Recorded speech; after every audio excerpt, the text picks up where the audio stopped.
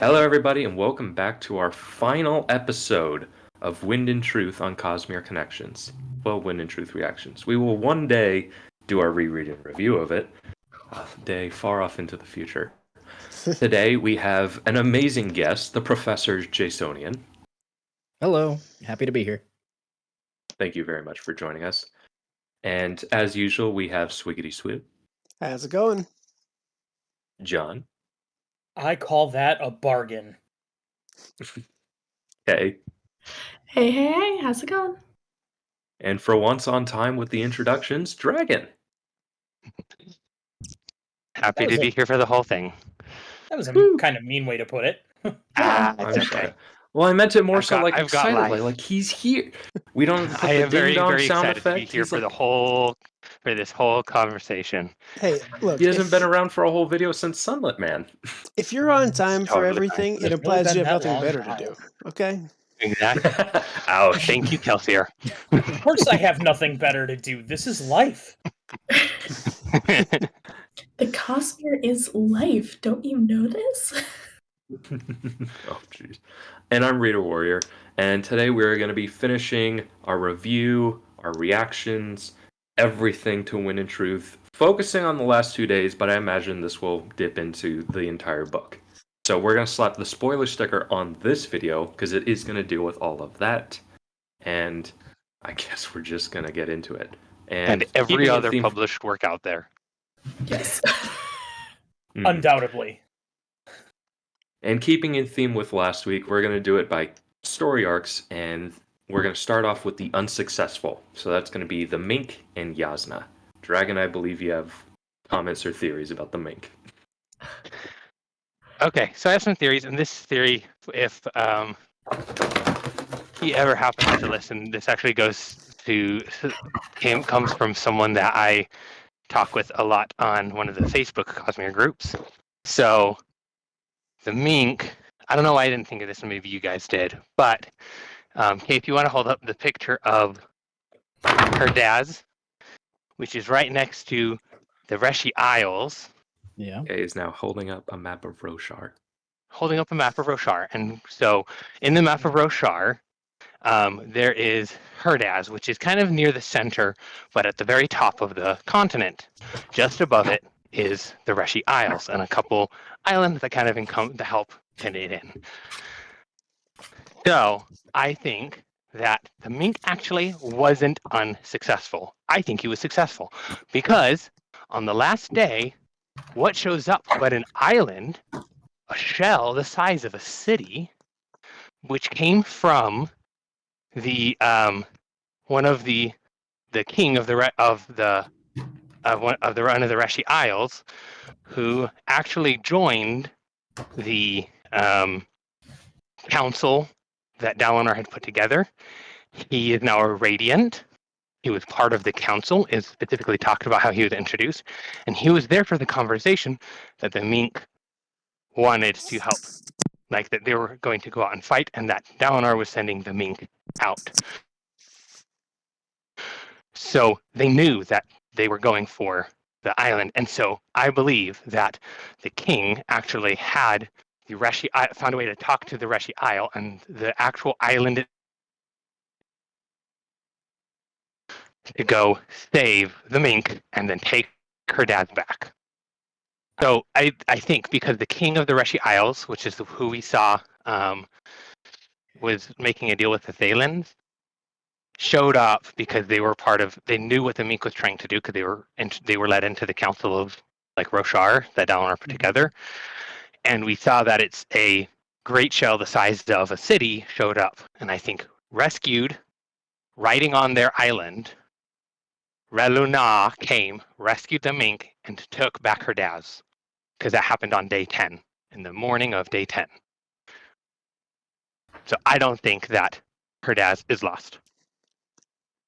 Yeah, so this is a theory that I've heard about too. And there's a little bit more evidence that I've heard of. When Odium's kind of going over where the borders are at the end of, well, I guess Retribution. You got a little bit of a spoiler for, I guess, later on here in the podcast. But anyway, when he's going through his territorial claims, he mentions that the Reshi Isles are a noticeable pocket. And it did cross my mind that maybe the mink could escape there. I think that him showing up to the coalition meeting near the end isn't for nothing, not just a throwaway. I'm curious because I don't remember them saying it was as big as a city. I thought it was just the hog from a previous interlude. Like, wait, That's what you think, but I specifically remember noting that it said it was as big as a city.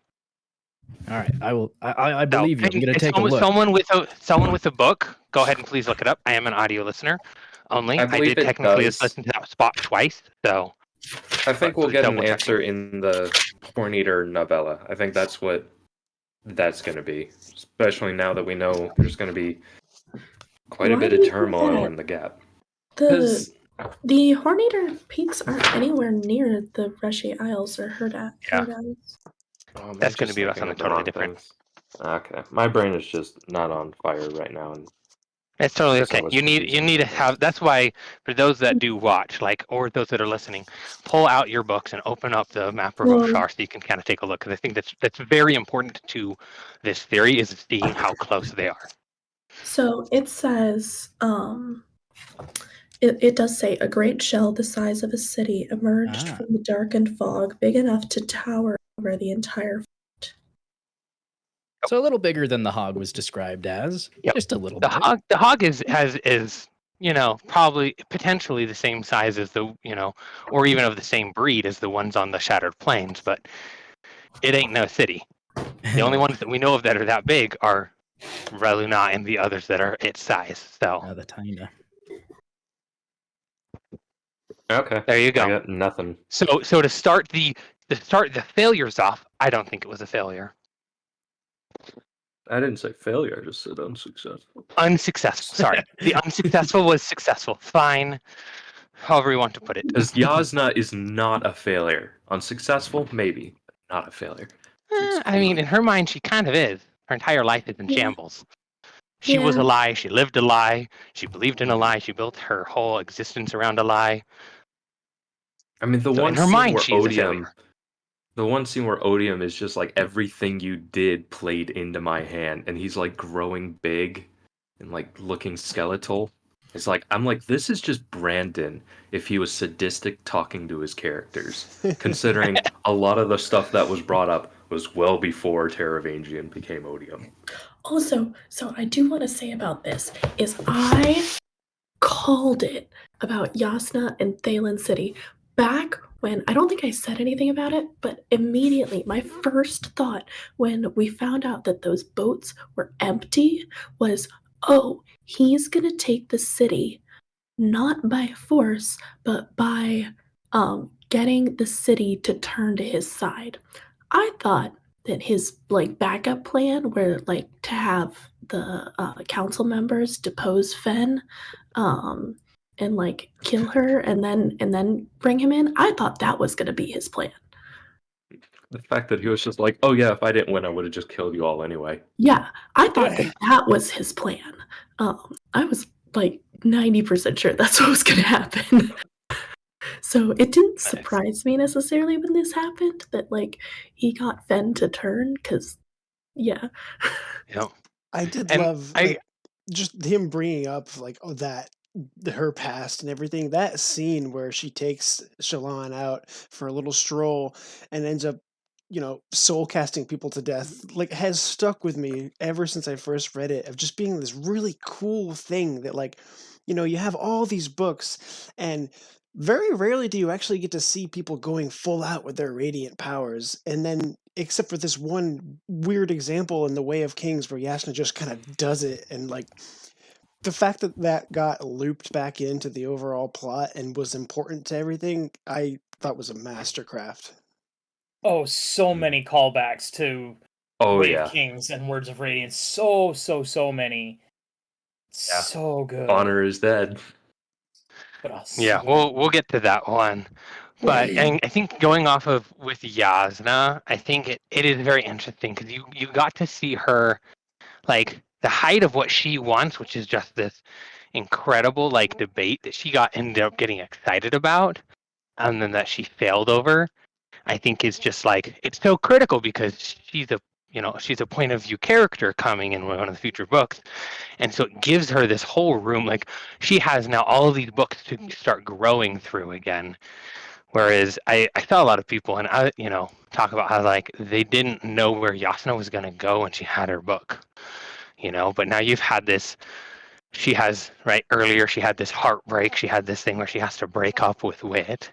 She has now this ultimate argument that, like this ultimate debate, which she prides herself on. And then she gets crushed because she herself wasn't able to give herself enough of a standing. And now she has to figure out how to build herself back up again. So I when I first read it, I was just like, what? Like, where is this? Like, where is he going with this? But as I sat and marinated on it and like listened to it a second time, it was just like very, very, I could feel like it's very, very crucial. Like this is going to be like a very interesting development, even though she's at the moment just like going through her own like depression and like stuff like that over her, in her mind, failure. Yeah, I definitely think that like if this was the end of Jasna, like this would be like a horrible ending for her. Mm-hmm. Like knowing that she is going to be one of those back five characters, it's like, okay, so we're gonna grow from this. Like this is not the end point for this character, which I think is really nice to like know. Like be aware of, like, oh, she's got a lot of space that she's going to grow and she's going to change and get better and move past this. We actually get an insight into what her growth is going to be from one of the epigraphs before one of the Zeth chapters, because it's Zeth's wife talking about writing Knights of Wind and Truth. You took that from me. I was so excited to talk about that. Okay, I'll let you finish. I'll let you. I was so excited that we learned that the author is Seth's White and that they are an Elscholar and that Jasna is queen of the leader of the Radiant Order. Yep, leader of the Elscholars. Yeah, I mean, how could she not be though, right? Like, if more Elscholars start popping up, it doesn't seem like it's Jasna's personality to let someone else take the reins of that order, She is a Colin after all. Well, it ain't gonna be Iato. Rip. Do we know if Radiant Elscalling needs Stormlight? Yes, it does. Because that's kind of the whole reason Jasna wasn't able to just bring herself back from the cognitive realm, because she didn't have anything to power her realmatic Transmutation. Yes. Weird. Can't remember it. That's so weird. It'll transfer. What? Weird. Like some abilities need Stormlight, some don't. It's very complicated since we do not know. What abilities don't? Yeah, I was like, we see her soul cast without Stormlight. No, we saw that in the Way of Kings when she takes Shallan. No, she's literally wearing a soul caster with huge gemstones on it. Infused. But I don't remember I don't remember it being infused. It's my memory. She cracks a smokestone and yells at Shallan about it. I remember the crack. I don't remember it being infused. Well, how else did she attract them with her light? She uncovered her safe hand, and that was the light of the gemstones that made them say, "Ooh, they're really wealthy. Let's go attack them." Yeah. So you should have done a full reread like I did. No. That was a heroic reread, by the way. The only radiant abilities I can think of that don't require Stormlight are Living Plate and Arm and Blade, and also kind of the Resonance tertiary hybrid ability that they all seem to have. So those are the only things that don't require Stormlight or Radiance to function, or just a light source they're connected to, really. Mm-hmm. Which really spells doom for what's to come. Anything else about this story arc? These story arcs? Got one more thing. Jasna, character development. Have any of you guys read Way of Kings Prime? Yes, I was going to bring that up. Okay, good. Because I feel like the Jasna we have at the end of Wind and Truth is similar to the Yasna that we have in Way of Kings Prime. And that would be interesting to see a more compassionate and unsure Yasna going forward. I think that's probably pretty likely. I think she's going to be doing a lot of introspection in between here and the back five. But I think that, and this is just a hunch based on having read Way of Kings Prime, so spoilers. I think we can expect that sort of romance between her and Taln to like kind of rekindle a bit. I was think about that to might ask. come back. Yeah, I do. And there was a line in the book that made me think that that might be a thing. And it was Reactions here, man. Sorry. I feel like it was something about she was looking at a statue of him or something like that. It escapes me now, but there was just a quick little line that made me think, maybe we're going there after all. I could see it. I was wondering if you guys thought, I mean, her and Whit are just done, right? Like, because there was that line of like, oh, she just wanted someone to hold her now. Yeah, no, he's done and gone. He's off world, man. Not him. Yeah, right. He's driving carriages for Ladrian.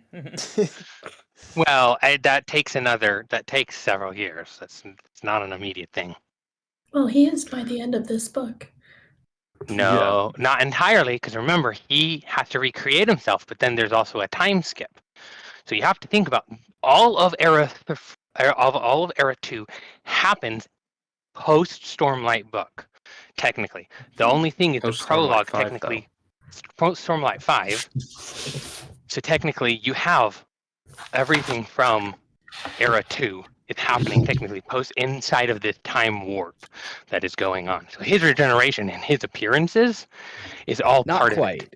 of it. So Hoyt is applying for the job, and they mentioned that the previous guy literally drove off a cliff. So Edwarn is which dead. Is what happened at the very beginning. Yeah, that happened off screen though, right? Because it was flashback with Lessie and the Roughs, and then when the story takes place, actually starts, Hoyd's already in his employ. We can also sort of. Anyway, that's in the weeds, right? Yeah, we'll come back to the Hoyd stuff in a bit. Okay, story arc 2, Chasm Friends. So I actually have one more thing to add on this, and we can use this as like a discussion towards after, but I just kind of want to drop the hint here. Is that because I wrote it down under Yasna because it deals with her. So it's just like the fact that we have Zeth's wife talking with her and the orders together, that means they either have a way to communicate back and forth from Shinovar to Urathiru, or they found a way to get the Oathgates working and they've traveled from Shinovar to Urathiru. Or they made trains. Yes, of course they made trains. They did not make trains. The one thing I didn't account for. Not literally trains, but like travel that does not require magic. Well, they do have through enemy territory, through an entire continent of enemy territory. It's not going to be easy, and it's not going to happen enough for them to go have a casual chat about writing a philosophical book. So, Zeth's wife, she is Shin, correct? Correct. She is the daughter of the couple that they got the cart and horse from. We were going to assume that they are probably in Shinovar, correct? Because that's where Zeth was at the end, right? Shinovar is under Retribution's control, and presumably this is a new Spren bomb. Is Shinovar under Retribution's control? Does he specifically say that? I can't remember. He does. Okay. He does say Shinovar? Okay. Because what this tells me is that Radiant Spren are still forming Radiant bonds with people, even if they're not in the projected zones of honor here. And that makes me think that Spren adapt, right? As Roshar's soul settles, I think the connection to honor and potentially odium being a pure tone of the planet might allow them to fuel their abilities with Warlight as well. Why another reason I think this is Isles of the Emberdark previews from like 2020, when a radiant descends from the heavens with a weird color light.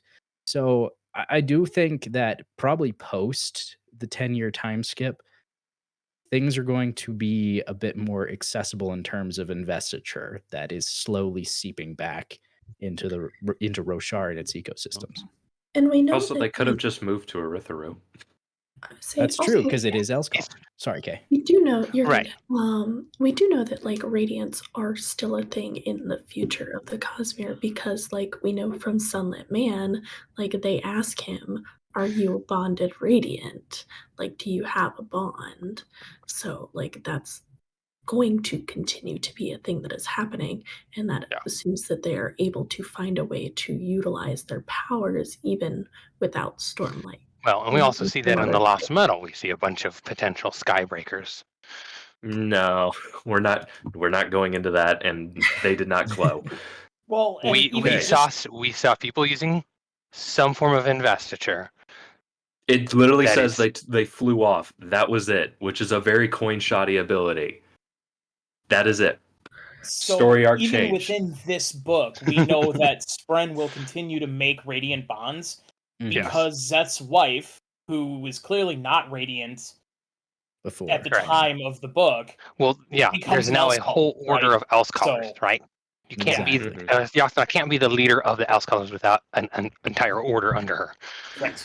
Unless you have to make a The question is- pilgrimage to like Urithiru just to get a spread and then walk back down. Right. Okay. Team Chasm friends. So we got Yes. Venli. They surrender the land to Venli. That was Freaking such a L. smart plan. Freaking was knew such it was a going to smart happen. plan. But we also see like a bit of L, and I'm so disappointed we didn't get to see more of him in this book. God, yeah, And what the heck? I think Well, we we know have it's going to be set up for a major villain in arc on a and era reread. too. You have to focus this book not as the end of Front 5, but as the prologue to Back 5. Yeah. And that kind of changes like Yasna's thing and changes how you view all of these things. But he has a shard blade, which I don't know why that was shocking, considering like everybody and their Storming brothers seems to have a shard blade nowadays. But he has one that's bonded to him. And it seemed like it was less than 10 heartbeats that it took him to spawn it. Yes. Okay. I think he has a corrupted Spren from Jaanat. I think he might just have a Spren still, like a rogue Spren bonded and fused, and it's just been tagging along with him this whole time. That would be wild. Yeah, I was That would be cool. I wonder if he bonded a Spren prior to becoming a fused. Ooh, That's my because the theory. Spren abandoned them, and that's like one of the big grievances. So, like, what if in their version of the Recreants, where Spren are like, "I'm done," he's like, I could kind of like this L guy. I think I'll stick around. I can see it. That's what I'm thinking. That'd be so cool. But then Take it a step further. What if he's a rogue Skybreaker? That would be wild. I think that would be putting too many things into that basket. He's the leader of the dissenters. That'd be Yeah. So if you are a fused and you happen to have a Spren bond, if your body dies and you get sent back to Braze, I guess Your Spren goes with you. I would assume the Spren goes with you. I mean, they're not quite at the same level as Heralds, but I don't think so because of what happens to They're not Wit. even close, but Like design is still on Roshar after he gets evaporated. I don't think it's exactly Wit's a the whole same different thing. story, though. not the same But thing. like we but also they know talk that about Nail's Nail Spren Spren goes with him. Syl goes with Kaladin. Like, there's a But precedent that's Syl's in set a here. weird situation right now, anyway. But the point is, True. we have at least two pieces of evidence that Spren go with their heralds / their individual who takes their soul and is sent to another planet, to a planet that attracts souls and investiture. I do want to say also with Wit, the difference also with wit and design is that wit went a lot farther away. Like, Mm-hmm. even if, let's say, your spren, like, you travel, like, they get sent to Braze, like, oh, if their spren doesn't immediately pop up next to them, like, that's still a much shorter distance for that spren to have to travel to get to him versus, like, design being on Roshar and wit being on Scadrial. Like, that's a much greater distance that they would have to travel. I'm just being Also, the reminded act of there's so many things we didn't learn in this book. Like at the prologue when they were There's talking so many about the things. box. What was that? Like even the act of like a person going to Braze and coming back, that's all like direct Shardic interference. Hoyd teleporting through death and reconstitution from a cell membrane. I don't even know where to begin with that. But back to the Chasm Friends thing. I think with the fact like they still have an Oath Gate right there, I think we're gonna see a city sprout out here, and it's going to be like the main commerce Oh center, my God. considering it has a direct access to Eritreum. Not Well, only and also- that, but it's Go ahead. also But, got like, the everywhere. perpendicularity. There's Yes. also the perpendicularity there, which is now the only perpendicularity on the planet. Oh yeah, It Correct. is a That's- known choke point for everyone now. It is going Yep. to Yes. become super important. Mhm. And they also have, they specifically made inside their contracts to let people through from Ethereum into the Shattered Plains. And they also specifically say they can pray anytime they want to access Warlight from Retribution. So they have as much investiture access as they want. They can pray Quick for question. it anytime they want, but it only shows up at midnight. Do It's they just like they same day delivery. Anyway, go ahead. they don't really say Warlight is what Retribution's light is. They Yes, say they do. that the rhythm of war is what they hear when the pool starts to fill up, but they don't ever say like it's Warlight that they now get. So one of my Okay. questions was, is it Void Light or is it Warlight now? It is 100% Warlight.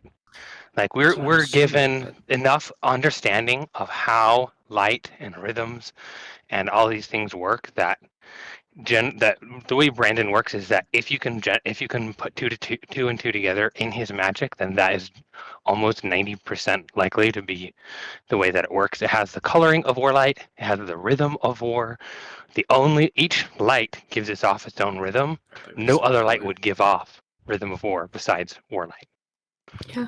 Well, my So thing- I just want to say I agree with Dragon, but I do want to point out as well the fact that we know that Harmony, from my understanding, is able to make both Atium and Lerasium separately, as well as Harmonium together. So theoretically, then Retribution would be able to make Voidlight separate from Warlight. Probably. If Where Blizzard- does it say inside of that he can directly make Atium and? let me see if I can find it because I don't think it says that he can do it. In fact, he specifically I don't know. My understanding was that he Well, can't if you and he split doesn't. Harmonium, that's what you get. He can. Well, He you're right. can. So he can take it and he can split it, and so I guess that's Is it true. possible to You split can take light? Warlight, and as long as you have the understanding, you can split them apart. But it's not like he's just like, I feel like making a bunch of Lerasium now. Let me just hand out Lerasium bead. He's going to have to go through the same process, in my opinion. He can make what he is combined as, and so you can make, and this was actually something that I thought of as well. They can make Warlight, and I bet that they will learn in sometime in Era 2 how to split Warlight into Stormlight and Voidlight. So they will be able to get access to Stormlight for other people. I think that's a thing, because you can do it to Harmonium. But I don't think that the shards can just be like, I don't think Teravangian Retribution can just be like, I'm just going to give you a bunch of Stormlight now. But my theory. Yeah, I mean, and there's precedent for being able to split it too, because we can Combine it. right, if we can combine it, there's got to be some kind of an investiture prism they can use to like sort it out, especially Refract based it on out. harmonics, like in actual real world application, which so much of his stuff like leans on. Comes from real world physics. Yeah. Yeah. Okay, anything else for the Chasm friends? I guess I do wish we saw a little bit more of Elle. Like you're saying, it's kind of cool to have this setup for the character. I mean, do you guys have any thoughts about what his role is going to be? It kind of seems like he's willing to work with Taravangian so long as it serves his goals. I don't really feel like he's 100% on Taravangian's side. He likes Ah. Taravangian more than he liked Race. And like there was the line in the musings of Elle at the end of Rhythm of War, where he's like, I look forward to ruling over the humans. He is now. So that's a weird thing, right? Because it's musings of Elle at the start of the last 10 days, right? So these are his musings from day 1 to day 10 of Wind and Truth. And his ruling of the humans is contingent upon him winning the Shattered Plains. So you're just like reading his journal where he's like, I look forward to ruling the humans. No doubt in his mind that he's going to win. So I don't know. He's I think writing it Dear at that diary. point when like they kicked out all the things. He's writing it in between when they kicked everybody out and before Venli reveals her trick. Pretty much. Well, I mean, from day 1 to day 10, that's the musings of Elle. I do think he'll be a bureaucrat. That seems to be more his speed. Some role in ruling the humans in some capacity. Because, like, even though he technically failed, I think Taravangian, the man in there, still is not going to throw Elle away. Mm-hmm. I still think he's that one Pershendi from the beginning of the book on like day 3 in one of their first visions. Elodie? So I thought that too until Yeah. today, because I'm reading through Mistborn Era 1. Now, there's a character in that book named Ellen Venture. I don't know if you've ever heard of him, but his nickname is L. So, Oh my god. No yes. way. He's So, back. he was yoinked by Odium, turned into a few, I love this likes theory. metal so much. No, I can't. I agree Can't with agree this with man. it. It's a I flawless agree with theory. this man fully. No, This is not Ellen, Absolutely. I am sticking with the people that say that Brandon has been very strong in words of Brandon, that anyone that goes to the Beyond will not cut. Like, there is no Dragon. pulling people back from the Beyond. Dragon, Oh, let us have that some fun. makes me We think know of we're something. joking. Let us have some fun. That makes me think of something to do with Dalinar. We can get to Oh, that yeah. in a minute, I think. So We'll come back to that. We'll come back to that. Speaking of my crackpot theories, is everybody done with Chasm Friends? I have nothing more to say on Moving the on. subject.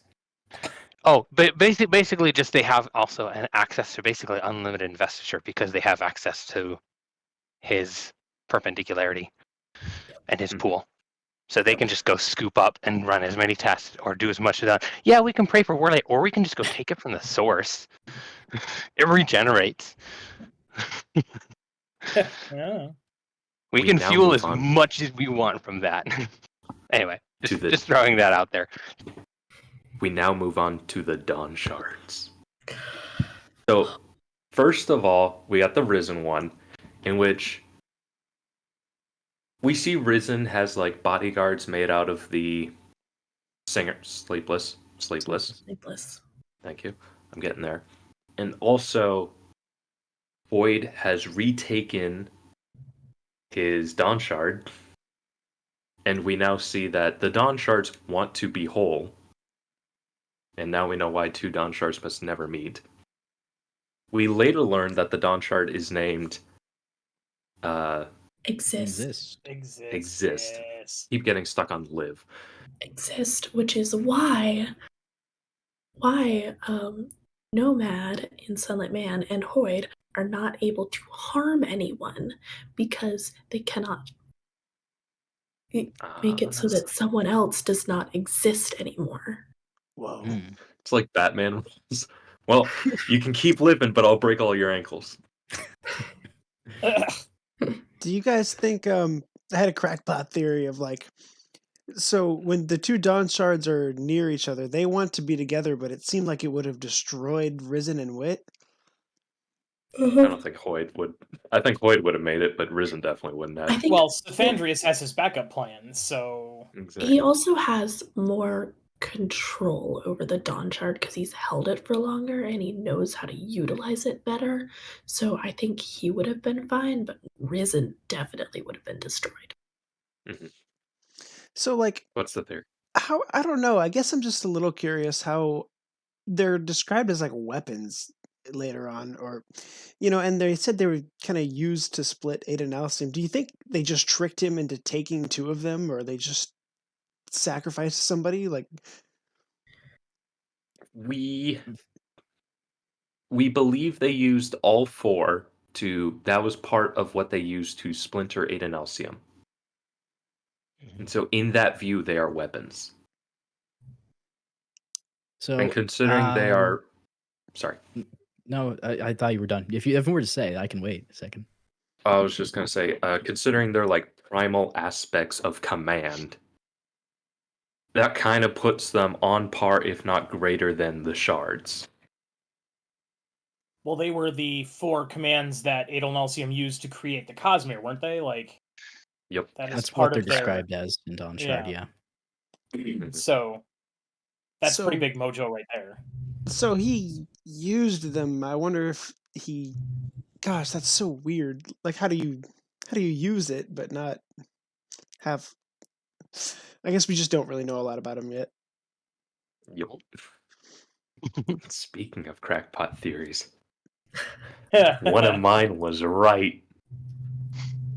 I called this in Sunlit Man with nothing but a dream. Yeah, we've already established this. You're talking Way to about go. auxiliary. Auxiliary was Seth's friend all along, and they laughed at me. They called me a fool. Yet here it is I standing on a plateau of victory. I And do. It's not that we laughed at you, it's that we cited your lack of evidence and remained skeptical. In fact, we literally hummed to skepticism. No, I can't wait for that one. Okay. That is it. I will never bring up that again until we get to the Sunlit Man, or this part in the rereads. Anything else on Team Dawn Shard?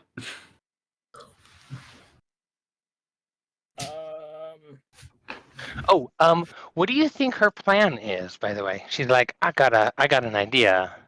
And it's like not just leaving. My thought is I don't know. I have Get some on mixed the emotions boat. about like how she said like I have some ideas and we need the crew. I'm kind of wondering, either she's trying to go the Wandersail route, or she's taking her boat and she's making it Shadesmar ready, and so she is going to go sail with her crew That would be cool. and go become a Shadesmar trades master. And so technically, I think I don't know how strongly I believe it, but I like this theory more than my other theories. But my theory is that she actually that's like evidence of her being like, oh, we need to get ready and go, and she goes to Shadesmar and she leaves. So I think either she leaves or she's going to be someone inside Shadesmar, like ferrying people around. So then she's in, so that way she can be inside of the later books, because she only ages 10 years along with everyone else. So we're either going to see her in other books, and I guess maybe she'd have to be captured in order to make it to the next eras, not age 80 years. So yeah. Anyway, my brain wants to like have her, keep her around, keep her like sailing and being like, because she's like, I'm going to go do something, and like have her show up in the later books. I definitely agree with you. That was my thought, was that she was going to go into Shadesmar and start like trading in Shadesmar. That was definitely my thought about what she was going to do. But she is also holding a Dawn Shard, so she is holding an incredible amount of investiture right now. And we know that when people hold incredible amounts of investiture, they're aging basically. Well, I mean, her slowly. age probably stops completely. So So what Yeah. I'm saying is that she would be able to still show up in later books. that's true. I don't know. My brain like forgot about that piece. So yeah, I like the idea that she makes it Shadesmart ready, but I think she didn't want to leave. She was I think her leaving the planet might be a bit far for her. I think she's going to be like a floating mercantile or just wanting to explore the planet. I really like the idea of her going pirate in Shadesmar. Just raiding Spren vessels for loot. Well, I I don't know if like the she'd go idea. pirate. I think she'd become more trade master than anything. Well, I like the idea that Chiri Chiri is going to get to like the size of a dragon, and she's going to ride Chiri Chiri into battle. Heck Yeah. yeah! I was just picturing second her that one. being a merchant and pulling up to the Irie caravan trying to sell them goods just to have Sigil there with the other Dawn Shard. Like, Oh, wait a jeez. minute. And just They do the bam, same smashed thing. together because I don't, neither of it's them have any idea unlikely. what I they're don't doing. really think it's going to happen, but that would be so funny. Kind of just the two cars driving past each other. Do we think? Okay, I got one more question. Do we think Sigil's going to return to Roshar, or is this him leaving forever, and then we're probably going to get little bits of him end up at Sunlit Man? I think this is him leaving forever. I don't think he's coming back to Rosha. If he's a credible narrator in the Sunlit Man, then that's the case, because he mentions that he can't go back there because friends are in danger if he does. So he's going to go to Ashen, so maybe that's his first stop, but yeah, I don't think he's going back. What friends that far in the future would still remain on Roshar that would be in danger? Well, we now know Kaladin? Kaladin's a herald. That recontextualizes a thing, yeah. It does, but he's not necessarily on Roshar. Where else do you think Sigil thinks he'd be? Oh, okay, that's fair. Sigil might think he's still on Roshar. That's a fair point. The time dilation thing too, like he could be skipping all around and Roshar wouldn't have aged as much, right? Well, that stops after about, what did they say, about a century or something? Does it? 80 Yeah, some they odd years. talk about it 70 to 80 normalizing. years. So I wonder how long he's been skipping around by Sunlit Man. Well, Sunlit Man is far enough in the future that Gadrians have space travel and have had space travel for a little while. Yeah, because what was it, Iron 7 or Steel 7? Yeah. Iron Way So Station 7. Yeah. Sunlit Man And is that there Era are like 4, intergalactic treaties between Yeah. the different Mhm. planets. Yeah. So we got to go through 80 years, Era 3, time skip to Era 4, and 80 then have Rosharian that. years. Yeah. No, 10 Rosharian years, 80 everywhere else. Then we have Era 3, which is going to usually takes a couple years for a set of books, for an era. And then we have another time skip to Era 4. And then we have Sunlit Man sometime during that time frame. So it's been probably potentially 100, 150 plus years.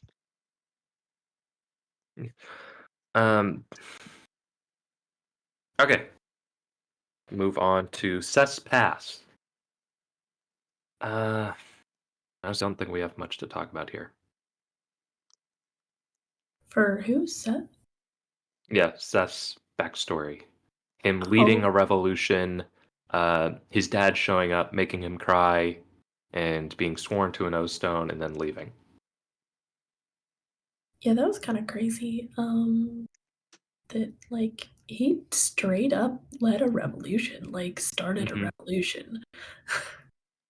He led a charge. I know a certain cognitive shadow who would be very proud of him.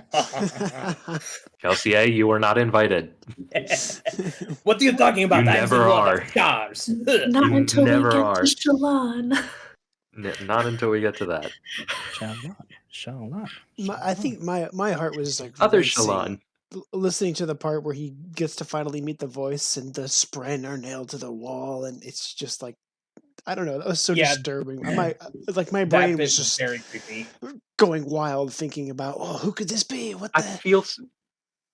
feel so dumb because in hindsight, it's so obvious that it was Ashar, considering he's been testing on. We saw him testing on the Spren. I do remember so in our dumb. first episode of this saying like, well, clearly Ashar is working with the Unmade, right? It's a little more Yeah, but complicated. also, So, like, in a way, he was truthless? Question mark. Who? Zeth? he got Yeah. the right answer, but used the wrong formula. Yeah. Yeah. Yeah. Yeah. His That always work bothered was me. wrong. His work was wrong, but his answer was correct. Mm. That should still be worth Yeah. something, doggone it. I just think it was. It did not cross my mind that it could be Ishar being the voice, because for years and books I've been promised that there are multiple Unmade in the land of Shinovar. Concept art released before the book with an influence bubble around a village. And like, oh, Ishar basically unmaking himself a little bit by taking part of the Well of Control. Like, how could I Yeah. have seen this coming? Brandon, you should know what's in the stone in the prologue, Sanderson. Yeah, I would love Really? to reread these books and see if there's, foreshadowing or evidence to that I just totally missed. Oh, probably. I did think was cool. This is not Zeth flashback, but this does have to do with Zeth stuff, Zeth Kaladin stuff, is the fact that where the Bondsmith Monastery is where the herald, the blades were left at Aharieti.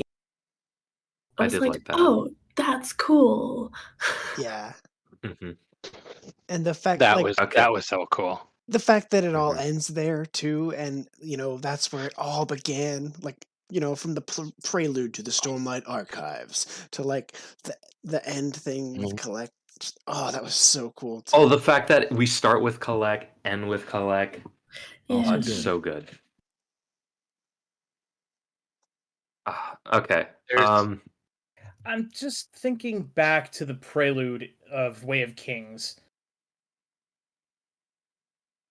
That where that takes place doesn't Is Shin. doesn't sound very Shin to me.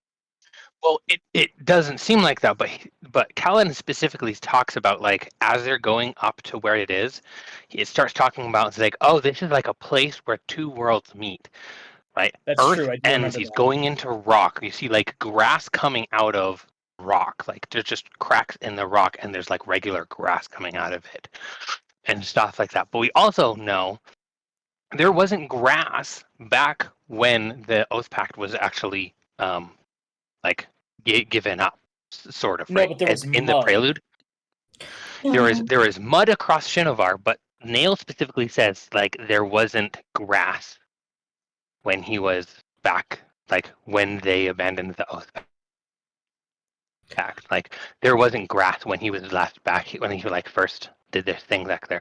So where grass has developed, but also it starts talking about there's stone, but there's stone that it's like stone arches and pillars and stuff that are more likely to get knocked over by if there's actual real wind, but it looks like more of Roshar. Like Kaladin makes these observations while he's like inside of that spot, and that it's like this big stone area. So he very specifically like talks about it and makes sure he sets it up. Like you think, oh, he's still in Shinovar, but it's the Shinovar in the mountains getting into non-Shinovar.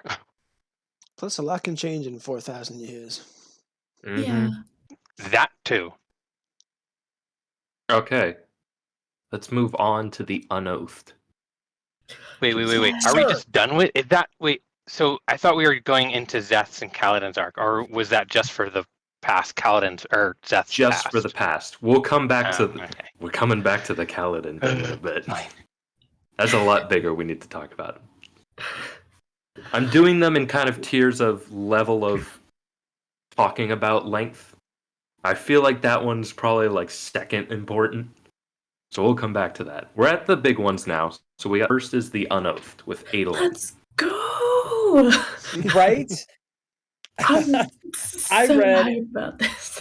I read an article the other day saying that, everybody was so excited about Talm's finally picking up his blade and fighting back and becoming an active part of the story or whatever. And they're like, oh, this is probably the most epic scene in, all of fiction and whatever. And I'm like, nah, bro, sir, is all I have to say about that. Like, Unoathed. this part of the book. From up. Oh my gosh, it was so awesome. And so exciting. And so speaking of this part, actually, Brandon mentioned that he wrote his favorite fight scene in this book, and then at the convention he mentioned that one of his favorite parts to write involved one of the Colin boys who's really good in the sword. Like, so putting those two pieces together, It absolutely shows. The only complaint that I have about it is I wish we saw a little bit more of the actual fight of him, but at the same time it kind of lets you have the imagination, because we only see him when he gets his plate, and then we see Abadai just get crushed, and I just wish we had do not need to see it. just give me a few more paragraphs of him just wailing on Abadai. Nah, it would have been. It's It's better to leave it to the. We know that Adolin in plate is It's true. unstoppable.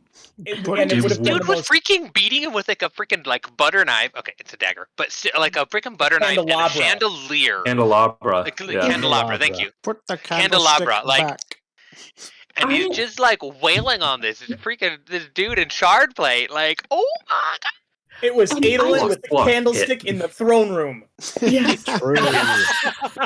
I love the visual of when we switch to Yanagon's point of view, and he's out in the hallway and he's freaking out, super nervous, and then just bam, Abadai the Monarch just gets chucked through the doors, I just can imagine Adolin just goes and just kicks him through the doors, and the doors break down. It's just With his giant metal chicken foot, yeah. So cool.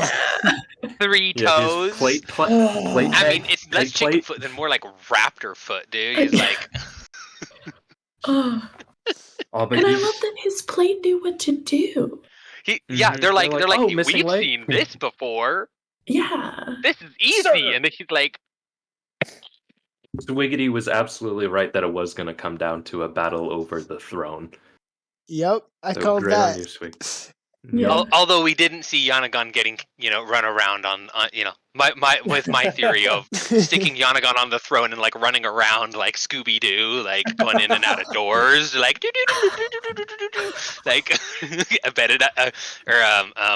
Abadai being like, "Come back here." What we got was way Literally better cute. though. What we got was Oh, yeah. way better, but still. 9 I would have people gotten away with surrounded. it too if it weren't for you meddling kids. Exactly. And you're storming storms. I thought that for Like, you got- Ishtar. Anyway, 9 people surrounded by an army of murderers, all just waiting to kill them, and then and then Adolin literally rolling just up. there's a haze of smoke at the top of the corridor because it can't get out because there's so many burned out eyes. Mhm. This was also like Then, Literally like- says that. I have a theme on this podcast of just bringing up stuff that reminds me of the Dark Souls games, and because I know Brandon plays them, and I can just picture you're in a boss battle and you're like, I bet I could beat this guy with a candlestick, And you just catch, deflect, yeah, and then The the people blade of stab him Speed through running. the eyes. Resident Evil with just the knife. Yeah. yeah, exactly. The setup for that fight did seem very video gamey to me. Adolin walks in the room, boss music starts playing, the door closes behind him. He's like, "You tries cannot to summon summon, your weapon tries to open now." inventory, nothing works. Nothing left. What do you got around the room? A candlestick and a butter knife. And But him waving his hand and all the swords appearing in the ground. Maya like speaking out like, "We have not forgotten. We are Oh, at the rim." we stand again. That was one of the lines I wrote down. I love that part We so much. stand again, and I'm like, And oh shoot, what's the Spren's name? Which one, Mylarin? One. The Nodum? the Nodum. honor oh, Spren. Nodum. Nodum Getting being his able to own wear armor plate. and blade. Hell That was yeah, so brother. cool. I mean, like, it's really cool. I loved that sequence, but there are things that make me raise my eyebrows as someone who really likes the lore and realmatics. I'm like, Yeah. okay, but like, how is Nodum piloting this? This is So, strange. well, the here's- rules here's have the thing. changed. here's Wait, the actually- thing. Okay. Sorry, go If you ahead. think- I'll let if you you- speak first, John.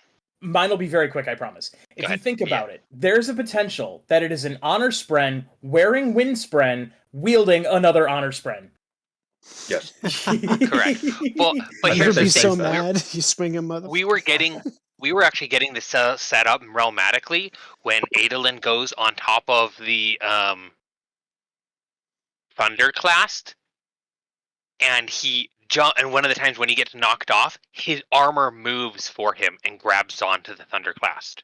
So it actually sets Yes. up showing us that Mhm. unoathed but a fully aware armor can move on its own. All it needs is basically something to almost guide them. And we also know that Spren have small amounts of pressure, so all it really needs is just almost, in a sense, an investiture for it to form around. And then the armor can move basically on its own. It's just not sapient. So it needs a sapient amount of it needs some sapience to basically direct it. And so Nodum having that sapience, and then the armor basically can move and give itself its own corporeal form is now a way. And now this also lends to, which it does change our realmatic things like knowledge a lot, but at the same time we were getting led up to this, and so I think this is just like a great ultimate culmination of what can Spren attach to? Well, Spren can attach to incorporeal, essentially, forms that have nigh unto no form inside of the real world, but the point is that they can, and they can do that movement on their own. They just need a sapience to direct them. So I You might think say that's they need a beautiful. command. Forge a. Go They ahead, need sorry. something with an external intention, right? Something that can create kind of its own external intention that we kind of talked about outside of itself. As well, this has also been set up with the fact that we've seen like Syl has been getting better. She is able to affect things. She's Oh, able yeah. to move things within the physical realm.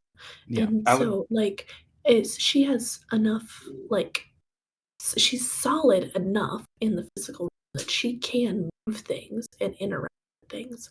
So Yeah. like it's unsurprising that Nodum Anyway, is able to because you don't need any kind of strength to be able to operate shard plate. You don't need strength to operate shard plate. Shard plate, if you move a little bit, it will move for you. And so, like, the fact that he was able to, like, get in and move it enough that he was able to operate it, and because of the fact that, like, he couldn't lift the shard blade on his own if he wasn't in the shard plate, but because he's in the shard plate that gives him that strength, he's able to now operate that sword as well. Yeah. Right. Well, and You know, it's here's just a another. weird case, but It's true. I'm curious, kind of, Jasonian. What other thoughts do you have, like, looking to? I know it kind of throws a big wrench in, or I should say, it throws a big curveball, right? yeah. For our So- understanding of realmatic theory. There's a lot of unknowns with the Spren at the moment, and I'll try to not derail us any longer than we already have in this realmatics tangent. No, this is exactly where I go every time, so don't worry.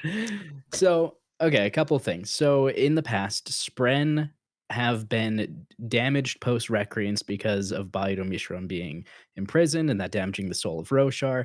So we've been operating off of a weird modifier to begin with in our experience in the Stormlight Archive for how Dead Plate and Dead Blades work, because those didn't exist before. And I do think that Baido Mishram being freed gave enough wiggle room for this to even happen in the first place. But like the Dead Plate, it doesn't need gemstones, infused gemstones to operate it now, even though other dead plate does require a source of power to move. So how that works, if it's just Adolin being a good dude and forging a connection brute force with his armor to allow him to kind of give it something to latch onto, because that's how his bond with Myalaran was forming. He was just brute force connection here, like talking to his sword, treating it well, thinking about it in with humanity, right? So if that extends to plate, I could get that brute force connection to latch onto. And then I guess there's the whole thing with cultivation being gone and Spren being able to leave the planet now. I've kind of Anyway. been thinking too, like, I wonder if, if you think about something, it kind of has an effect on its manifestation in the cognitive realm. I wonder if there's a reverse of that too. Like, up until, I can't remember which book, but the first time they go to Shadesmar, like, they didn't even know, like, shard blades were Spren. They were trying to recreate the technology. Now they know, like, oh, the plate and the blades are the Spren, and they start thinking of them like there's like a societal perception of the plate and blades that's completely different. I do wonder if it has kind of a reversing effect. Possibly. I definitely think so, because like Adolin has always thought of his blade as like not necessarily like as a person, but as like as its own individual thing. Like he's never given it a name because he was like, oh, it probably has a name beforehand, that I don't want to like step on that, like give it a different name, that this used to be owned by a Radiant. The Radiant probably gave it a name and had a name for it, like step on that. And he's always been that type of person. He's always talked to his blade. Yes, and like communicated with it, like thanked it for like helping him, like asked it for help, and like treated it as like something that is genuinely part of his like his personality, his sense of self, really. Yeah. Right. And he's been making this connection going on. But I also think that piece that I brought up last time with Navani talking about like they can just think about something and make a connection. So I think that's just like it's another kind of note in Jasonian's aspect of like this.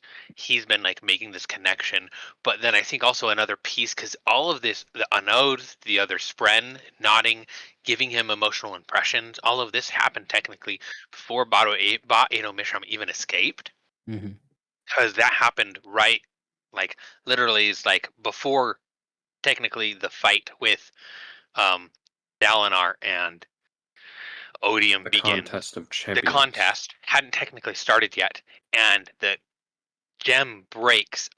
Dalinar sees the gem break during the contest.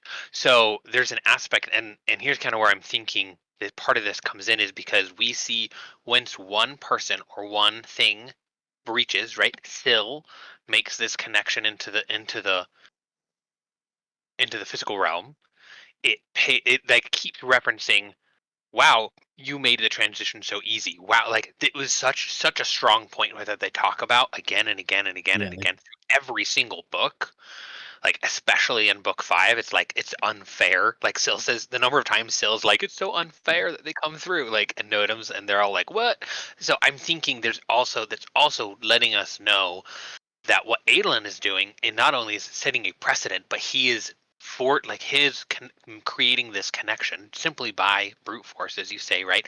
Just because he thinks about it. So when you think about it, a connection is made, but he thinks about it so much that he makes this connection, and it then makes this bridge for all of the other unoathed in order to give them an enough awareness without having to go through the painstaking, all of the work and the months of like spending time together that Adolin did just to get her to Myalaran to speak.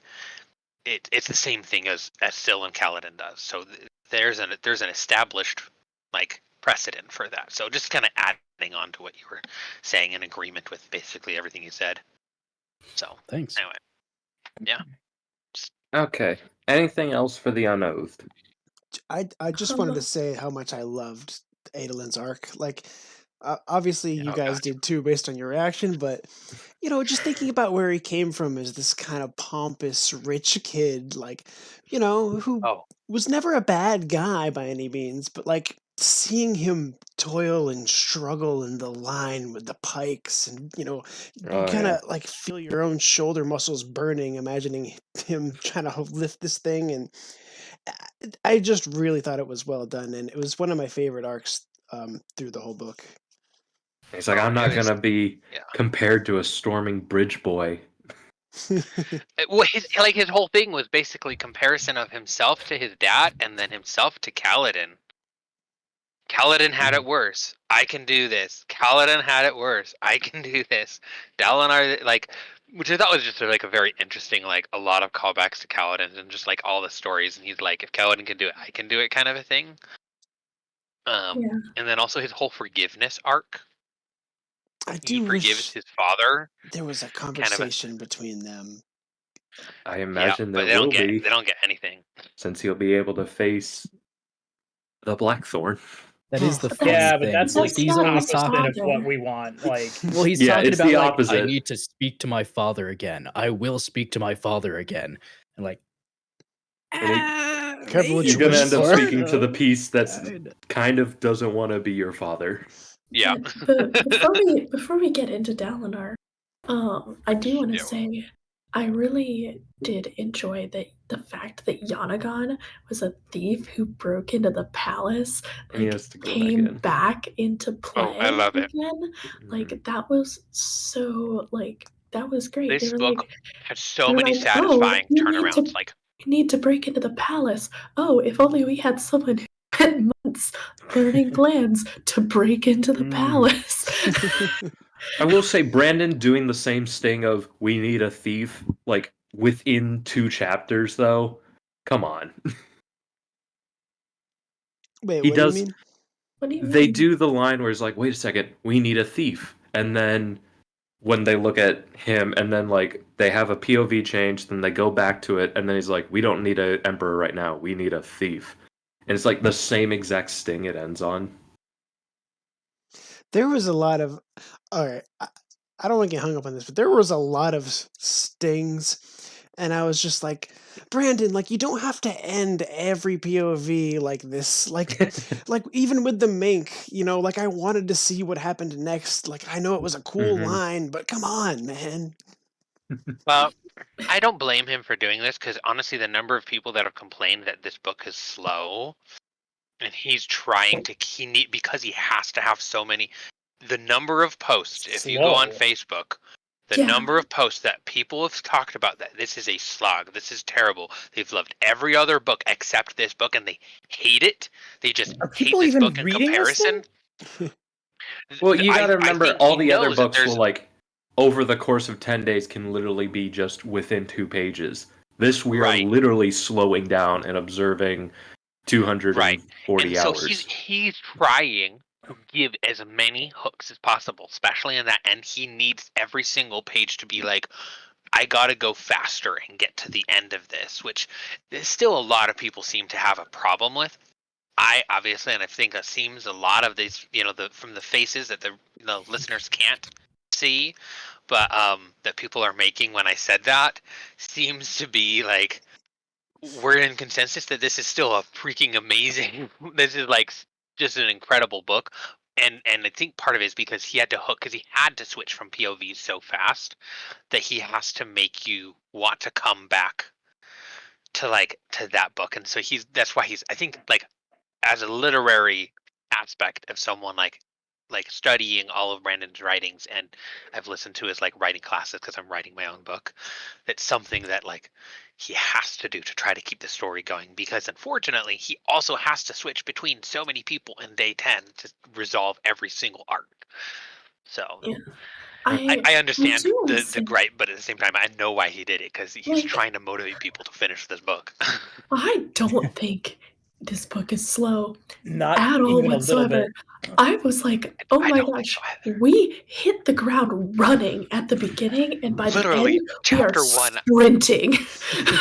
Like, We're not sprinting. We're lashing. At least Yeah, 5 to 6 right? lashings. Like- Like we're not. Yeah. We're like Mach 2, man, going down Yeah. this highway.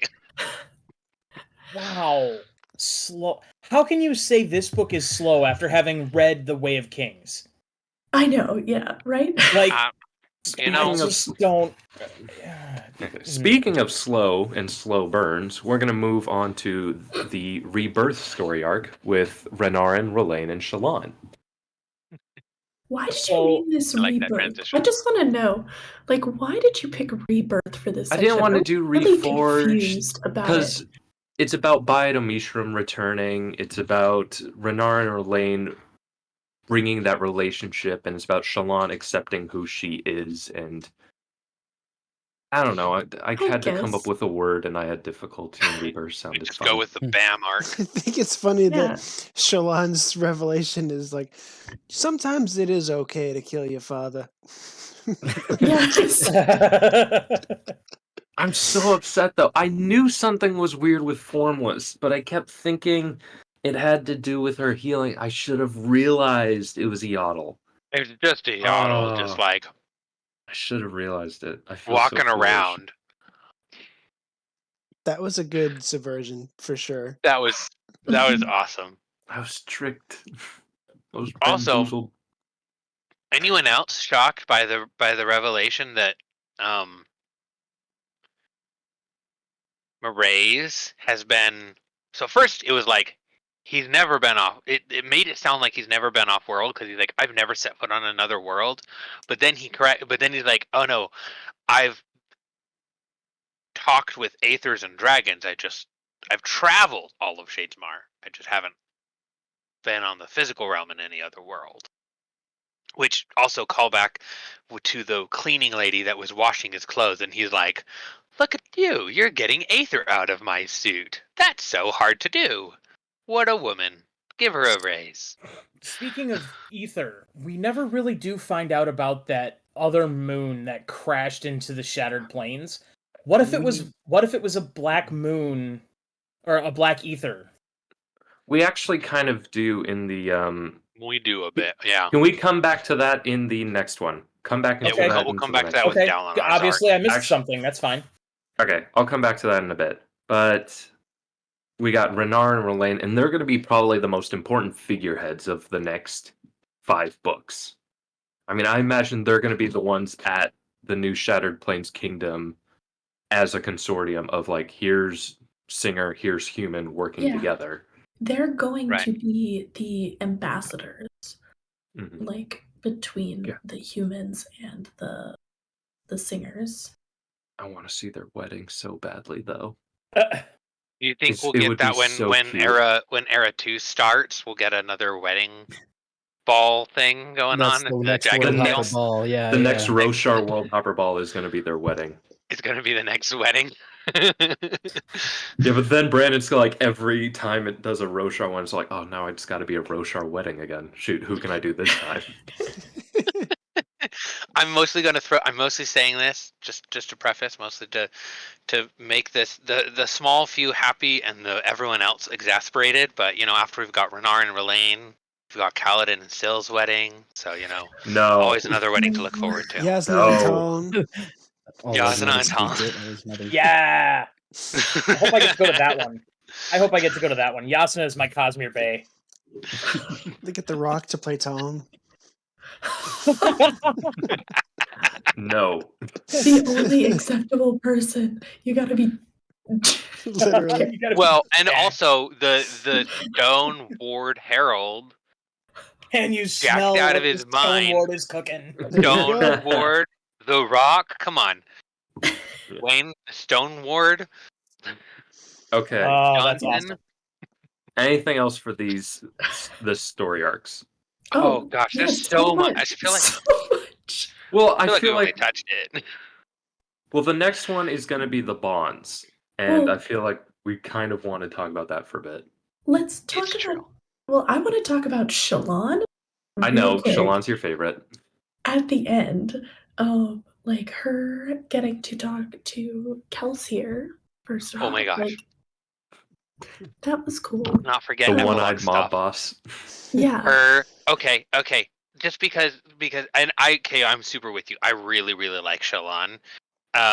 What's your thoughts on the whole like I have more to live for, slowly rest your hand on her Oh, stomach? she's definitely pregnant. 100%. She's definitely pregnant. I just wanted to make sure that Yeah. you Shower baby. say that. No, yeah, Jeez. 100%. 100% Dragonsteel she Nexus is baby pregnant. shower. Yeah, she is. Sorry. She's definitely pregnant. That's why she's so desperate to get in contact with Adolin. Oh gosh, imagine him getting that news. Because she Adolin? needs to tell him. Just a sphere floats up to him. What the fudge are you? It turns into his wife, and then the first thing she says is, "I'm pregnant." And then the second thing she says is that I'm the daughter of a herald. Yeah. So, The third thing there's is that. I'm trapped in Shadesmar and can't get out. And the fourth Oh, you'll is see I'm your making baby deals with an and- intergalactic mob boss. Yeah. Interstellar. Interstellar, sorry. Which one of those things is going to knock him out first? Adolin goes on like a journey to the Shattered Plains to try to get to the Perpendicularity, go see his wife. That'd be cool. Yeah. Oh no, Yeah. is this? Oh, never mind. Never mind. Continue. Oh boy. Dante's yeah, no, Inferno? I would be perfectly happy if come book 6, like, they figured out a way to get back together. I do not want a main want 'em- focus of the book to be them having to get back together. I don't want the main I don't focus think. of I the don't book think. to Well, be because it's not going to be their Shallan carrying her. POVs. I would say Yeah. I don't want to have Shallan, carrying around a 10-year-old trying to travel to Exactly. get back to. Yeah, the physical I one. hope that there's not this whole. I know there's people talking about it like this. Not this whole aspect of like Adolin missing the like. Man, the Colons just not being there for their kids, like for one thing or another. But it could I be a don't- I- good, like... I mean, this is like a story about the military, and there are quite a lot where the person will go off and then come back and they found out they have a child. So I could see it. I don't really want But the to person have who's that. gone off is the person who has the child. It's Yeah. also not like the child's not gonna have parents because Shallan is multiple. Yeah. Oh, jeez. What if Shallan just starts Me and making my an four Adolin? mommies. Well, okay. Well, I mean, all the personalities are technically the voices are there, but they're less separate. You want to Yes. hear a now, really dark 'cause idea? now the What, two that has she, become. like substantiates a nanny or an iPad to give her? Because I mean, they have the technology. Shallan's wrong. kid- Well, they iPad will. No, they will. the dark theory is what if the child dies and then she substantiates the child in what she wants it, No, dog. and then We're she's not just even gonna. Nope. raising a light weaving. Ew. That's what I told my Stop brother making to predictions, troll you him. jerk. Sometimes they're right, though. Stop it. This is just I'm saying it. The child champion theory was right. I mean, I didn't like it either. I called it. Like, I can't believe we haven't just really. I mean, technically, the Kaladin dying theory was right too. Like, Well, And the Shallan's mom was Chanarach theory. Oh, that was. that's Yeah, that's a good point. that was To dead bring nuts us right back. there. Yeah. Yes. Okay. Yeah. Anything else for Shallan, Renarin, and Relaine? Okay. Now on to the bonds. So first we've got Navani, and we do see her face Gavilar. And I love that she takes control, but he's like, no, he never actually hit me. No, he would use this kind of verbiage. And she has to relive that trauma, but she's able to face it and control it.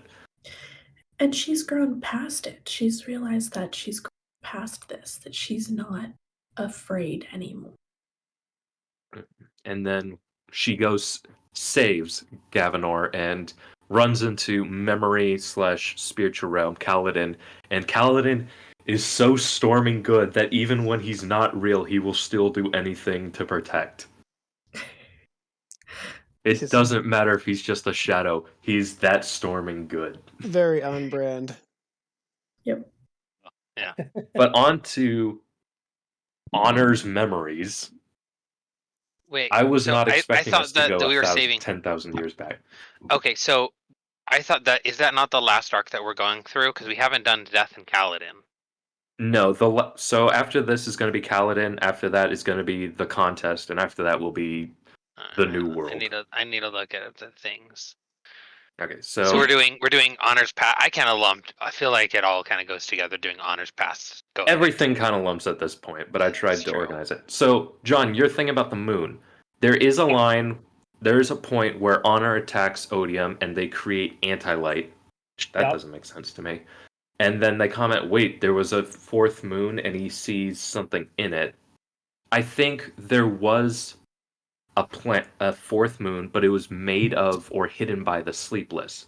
And that's where they were keeping Change, the Dawn Shard, hidden. And then due to Honor, attacking, brings it down, brings the Dawn Shard to Roshar, and they have to panic, and that's when they go take it and hide it. Time out. Fourth Moon was not brought down by Honor. Fourth Moon was gone long before Honor got there. That fight with where they found out that there's metal, that was long, thousands of years after the moon had already crashed down. Yeah, so that's the weird part to me. That one of the reasons that their clash was so violent is because there was something reactive, it buried under the shattered plains, that responded to their investiture. That was from the fourth moon that had already crashed and hidden from their view. And hidden from their view. So this was before he even probably got to there. And it was something greater than why am I forgetting the metal?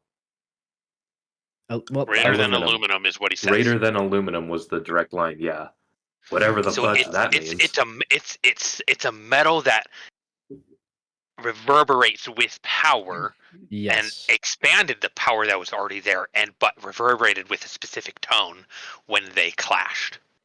I wonder. And that's what caused the shattered plains. Metal. I wonder if it's Adenalcium's god metal. Ooh. I think sort of. I think it is Dragonsteel.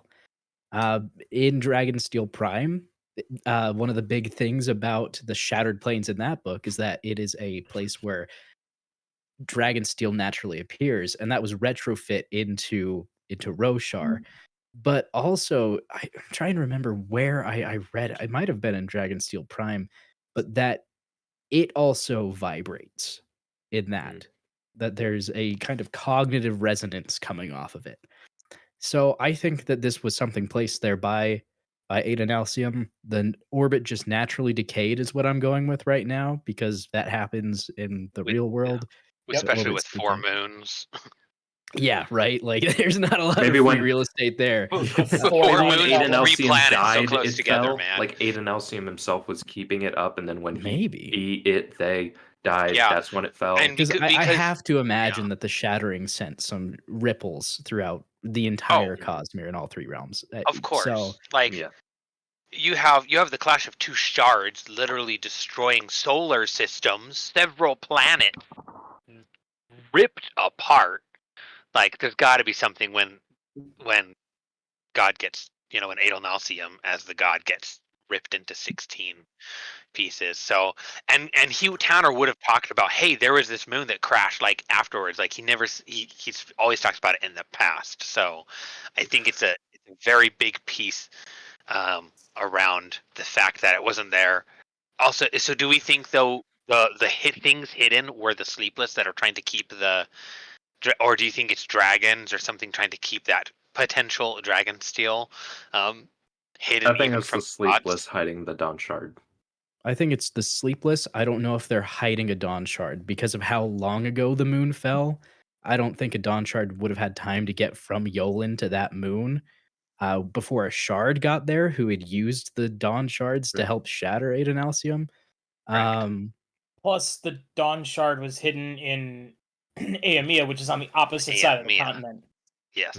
We don't know how the Dawn Shards even end up with the Sleepless, considering Correct. the last time we know they were used was the Shattering.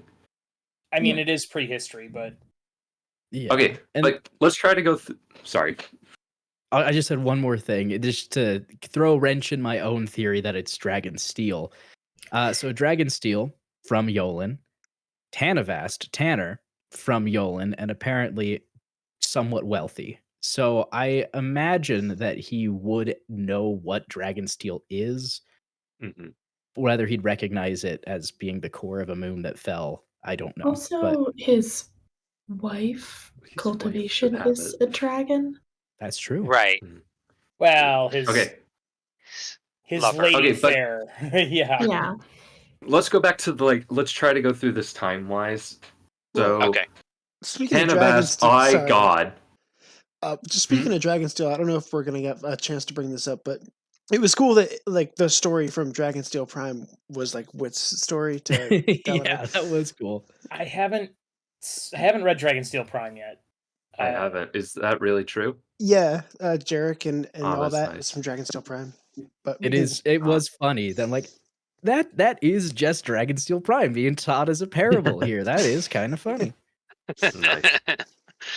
So, but like we start with like Tanavast coming to Roshar, and then later his Okay. wife shows up, and I love that he's like they're like tan and core, and it's very cute.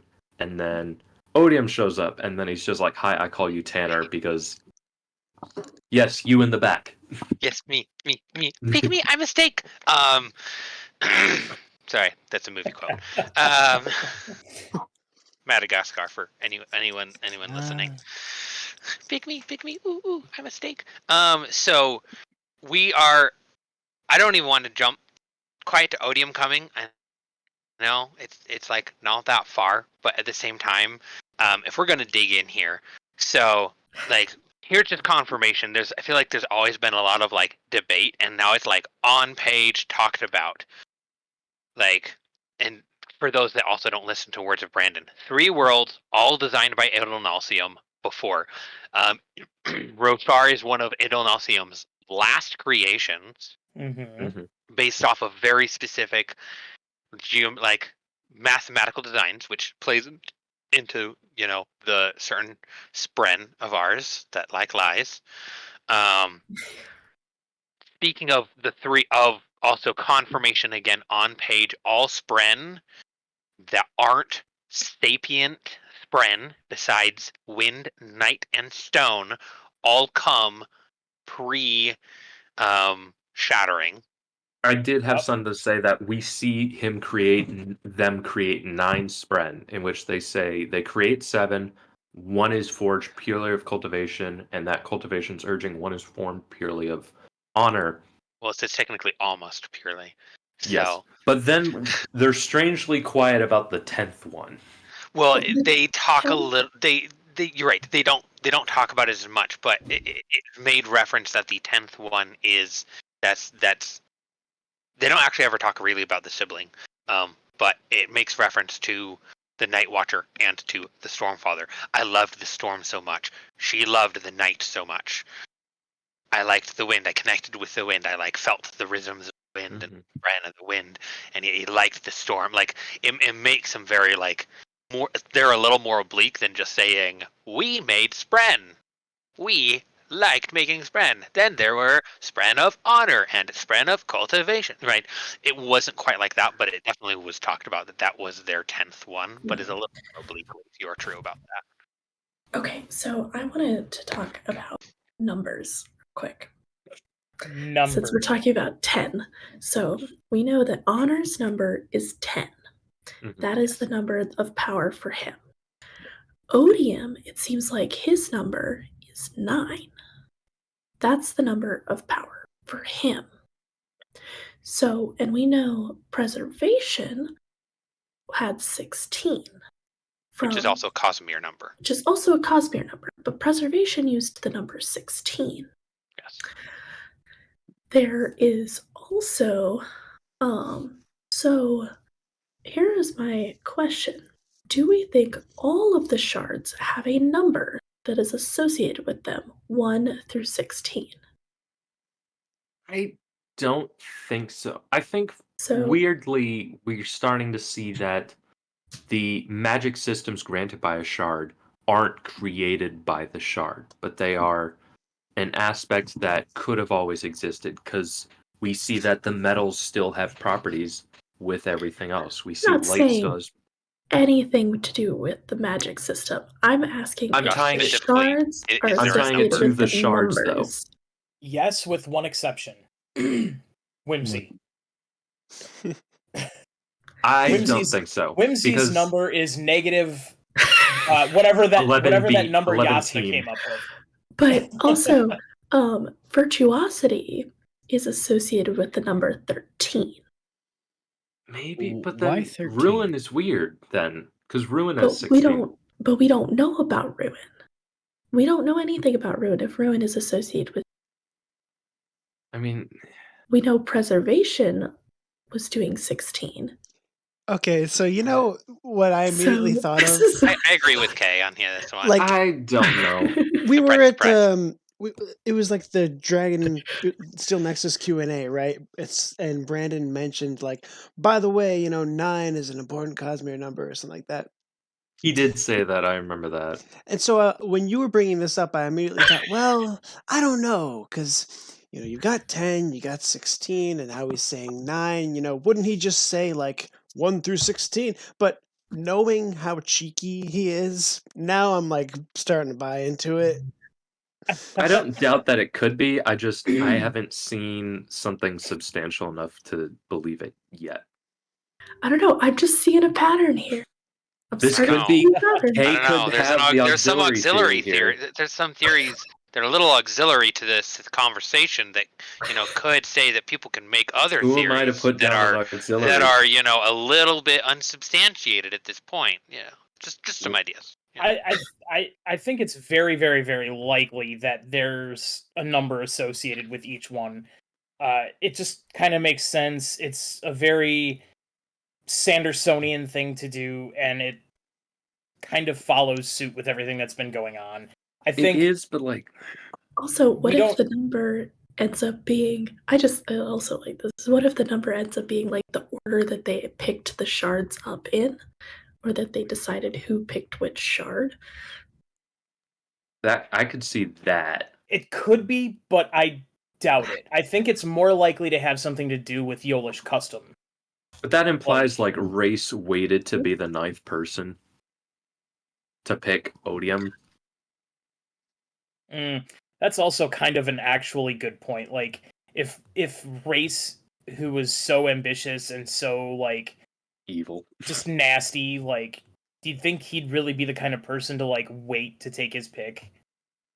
I could I mean, unless- see Ruin or AT waiting to take up Ruin until the very end, and Preservation being like, "Hey, we'll do it together, me and you, the two polar ones." I can see that, but then that would mean Cultivation would have to be like 11 Not necessarily. Why would If they- cultivation have to be 11?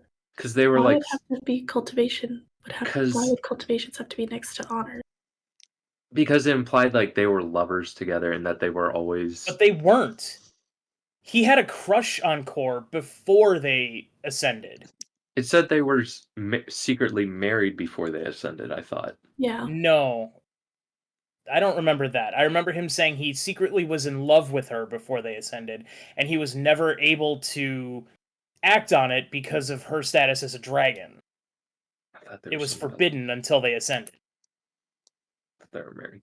I was Okay. kind of blown away by the fact that like the Oath Pact needed to adhere to numbers. Like, did anybody else think that was weird? Well, numbers are, as we've seen within the cosmos, numbers are important. Like, there are numbers of power. Like, we know 16 is a number of power because of 16 shards. 4 is a number of power. And then, I guess, 4 dawn 1 shards. is also 4 dawn shards. 1 is 1. One Numbers are Edelnalcium. very, very, very significant. Mm-hmm. And Yeah. before, like, to get us on a different track, before Odium shows up in the memory, like they do sense Aona die, who was not Aona. They sense Yeah, No, Aeona's Devotion devotion. and Dominion. No, but they first sense Those ambition were die. Ambition's death. those were the first two to die. But did they No, not sense those two? They were not. They were not? sensed That was not ambition what they die said. first, and cultivation comes back and says That's why he says, ambition. I went after ambition first. Like we know. Yeah, Like, he and then specifically says this. But I and then thought, Swiggity. Sorry. I thought that it was the order was that he went after ambition first, but he came across devotion and dominion. He was trying to find ambition, but he came across devotion and dominion before he found ambition. Well, from what we now know from direct honor POV, ambition died first. That is what Tanavast said. And Swiggity, you had commented that there should be a shard called love. They directly state that devotion was that shard. Yeah, I wasn't sure if I should be happy or disappointed by that. And in chapter 115, we get the 16th shard of reason. Yes, very important chapter. I was waiting for that to get brought up. But also talking about that, there's there's so much in these past chapters that talks about stuff. Also, the whole aspect of literally using the fact of Braze. Does anyone else recognize the fact that the core of Braze is also talked about in a different book? I'm gonna pass this over to Jasonian because we haven't heard from him in a minute because he's not as assertive when it comes to talking over other people like we are. So we have seen an instance of a planet that pulls an investiture with Canticle. Whether or not Tanavast treats investiture and souls as the same thing in his perception is up for debate, because like we know Braze pulls in souls and cognitive shadows, but not necessarily investiture. What are cognitive shadows? They are an That's a theory. That's a full episode in of itself. It is an imprint, right? It's using investiture to get an imprint from something that was living, and we also find out in things like Mistborn that people's souls and metal are metal is investiture, and souls are investiture. Like basically, well, because we know everything is essentially investiture, energy, or matter, and they're all the same. Yeah, it's investiture all the way down. It's turtles all the way down. So, but I just like this reference because now we have now two places where this metal is a core of a planet or a moon. Do you want me to mute him? No, it's cool. It's cool. It's just the only thing. It's just the last. What did I want to add? There was something I was going to say about this. Oh, yeah. It's for the same reason that I don't think that Adonalcium created Canticle. I don't think that Tanavast treats souls and investiture as the same thing in his POV. He does seem to be a very Cosmere-aware individual. And I think even from Stormfather, who we now know he's been Tanavast's cognitive shadow and knowing it all along, he uses soul in reference to Eshonai different than he uses Stormlight and investiture. And also, the reason I don't think Canticle, just tangentially, is because when Brandon was bringing it up, when he was asked, like, what's up with Canticle? He says it was made by a powerful being for a very specific purpose at a spoiler Q&A where he's already dropping like Adonalcium name. Invention. Well, that's true, but there's a line are we about not saying that someone then things. didn't mine something like Braze and then just make Canticle? Perhaps. It's like mechanically it's doing the same thing, whether it's doing the same thing to different materials, doesn't really matter, but it is something that just awakening. Pulls things in. Right. I don't know. But I just I think it's same material even if it's one's been basically put into a machine versus it is together fascinating. and store. And it is funny and petty that they decided to name the planet that would come to be known as Hell in the Rasharan system after Odium. Berets. Just like it's a real April 27th Bridge in Lisbon moment. It was for the Tanner comment.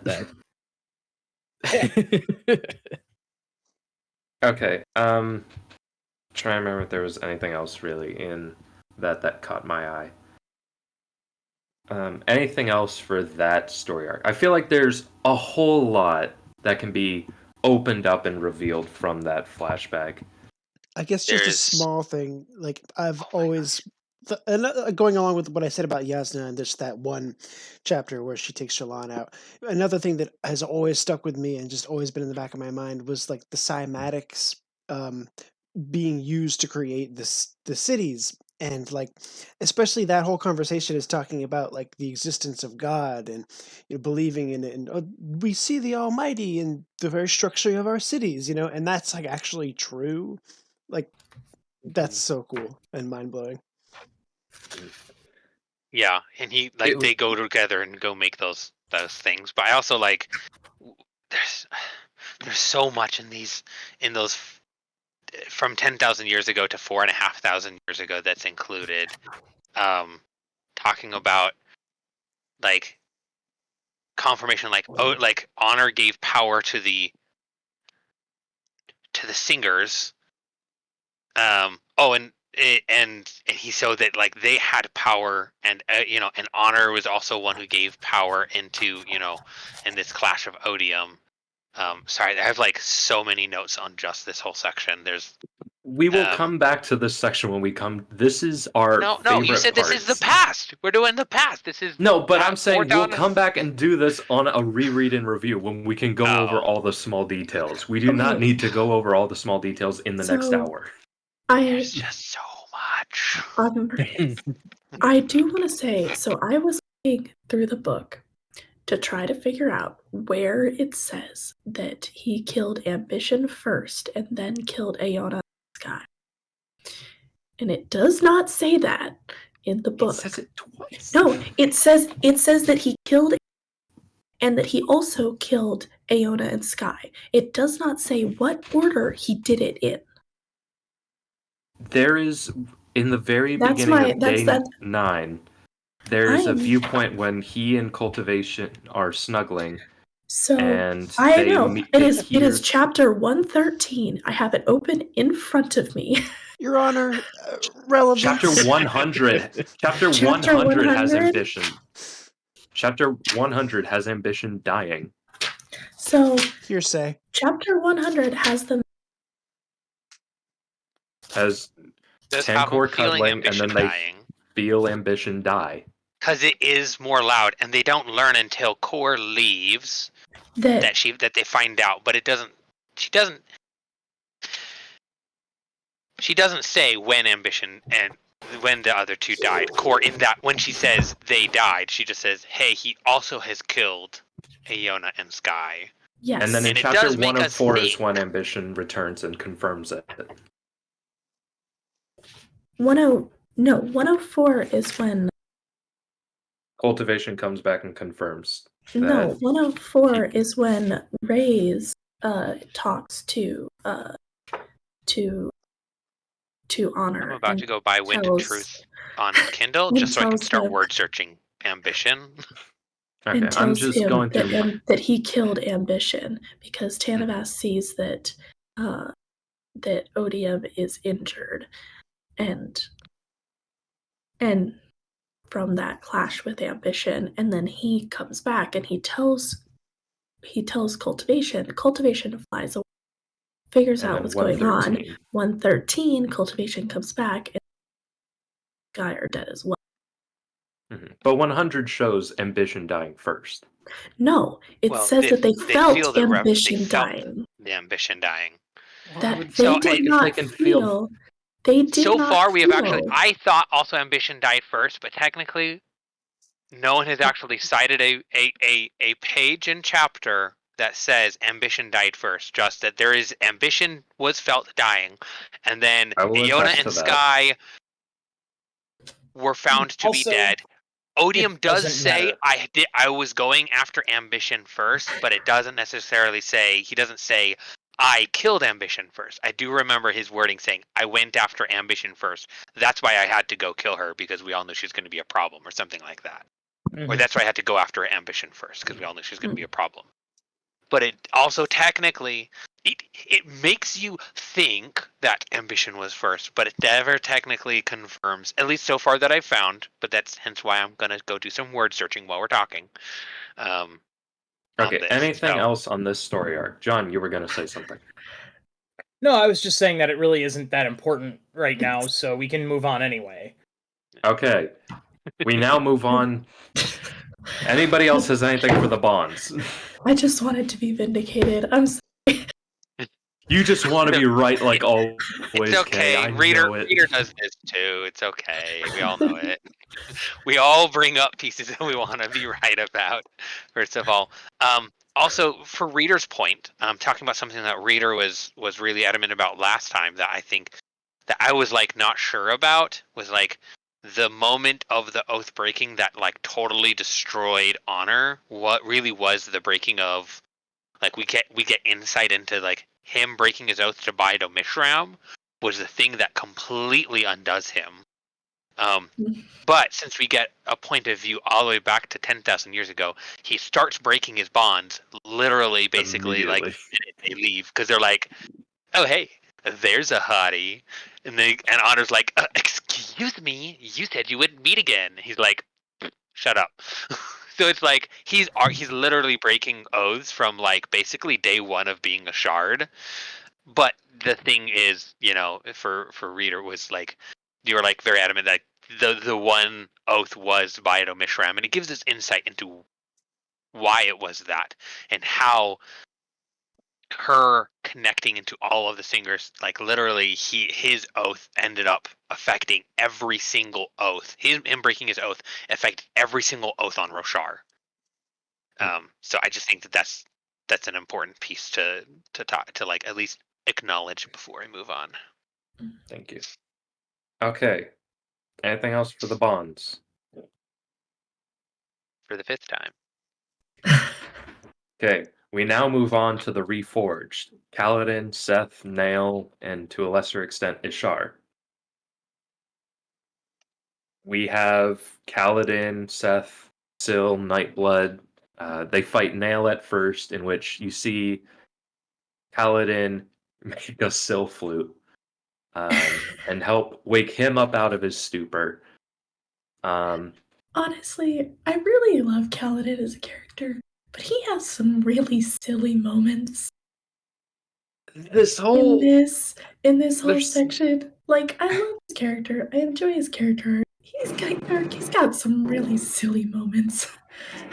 This whole fight is weird because I can't visualize. Is he like playing the flute? Is he like holding it out so the wind is playing it?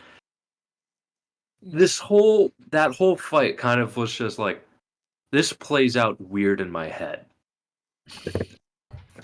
Well, you got to think we're spoiled as a society. We got music coming at us every day from commercials and everything. You know, Nail, you know, I don't know how often he gets to hear a good song, but music is like literally emotion encapsulated, you know? And if he's hearing a you know, basically what is considered to be like a primal song for him, you know? Like imagine you heard your mom's lullaby from back when you were a kid, like coming from this guy who's like stranger. Well, not just, but like, you know, a radiant, you know, who's been trying to convince you, and like it is silly, I agree, like to whip out a flute in the middle of a fight. But like I like it. It's cool. It works for me. It fits the story. It's weird. Yeah. I enjoyed it very much. Kaladin's arcs was one of my favorite arcs in the whole book. Kaladin and Aelin, loved their arc. But yeah, it was just very funny. What are you? I'm his therapist. That killed me. Oh, I love it. What is that? Like, I don't know. But like you have at one point we learned, oh, there were dissenters of the Skybreakers, and possibly even a different set of oaths that they could swear to. Huh? Also, Zeth swearing the 5th eye and then immediately breaking it. First of all, You can skip oaths, which I suppose that makes sense. Well, he didn't get his armor, so the oaths are apparently just independent. I'm kind of disappointed that the fifth ideal doesn't seem to give anything, though.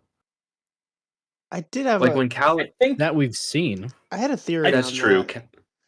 But like when Kaladin does it, all it is a bunch of Stormlight. but he doesn't there have was time to do like, anything else. He's letting Seth have his moment. You know, Yeah. he's Well- being a good therapist. all of the Windspren were talking to him at that point as if they were his armor. Is there a chance getting fifth ideal powers gives you the ability to like give other people shard plate, especially if you're a windrunner and protecting is your thing? Kaladin already did that with his level Yeah. 4 armor. That Do you was- mean like create new sets out of the Yeah, Windspren for people? Exactly, To even if load they're out? just temporary. Maybe, but like I also got the understanding that all the Windspren were here because the wind and all the other Sprens were like, this is like the final battle. This is the guy that has to save us, or we're all gonna die in less than an hour. And they were kind of focused on that, not necessarily Kaladin swearing the fifth. I think the fifth ideal gives Please, the you a fifth. measure of immortality. Like, because you become so invested at that point, I think it's going to cause you to age very, very slowly. Maybe. I think that's what it's going to be. Look, the This line is was part just of- like it was like his armor was talking to him, but there were so many voices. Wait, it's all the Windspren. Like it just made me think like, what if you could?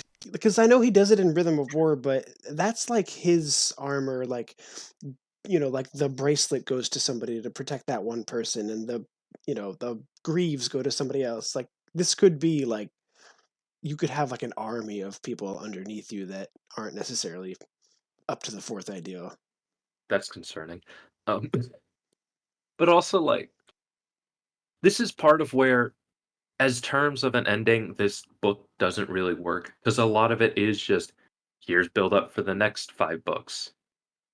Which, on terms of like Mistborn, the Hero of Ages, it at least concluded the last 2 to 3 books before shoving you off to a whole new interpretation of the world. This one Right. doesn't, which I No. suppose That makes sense because this is not It's the not end the of the end. series.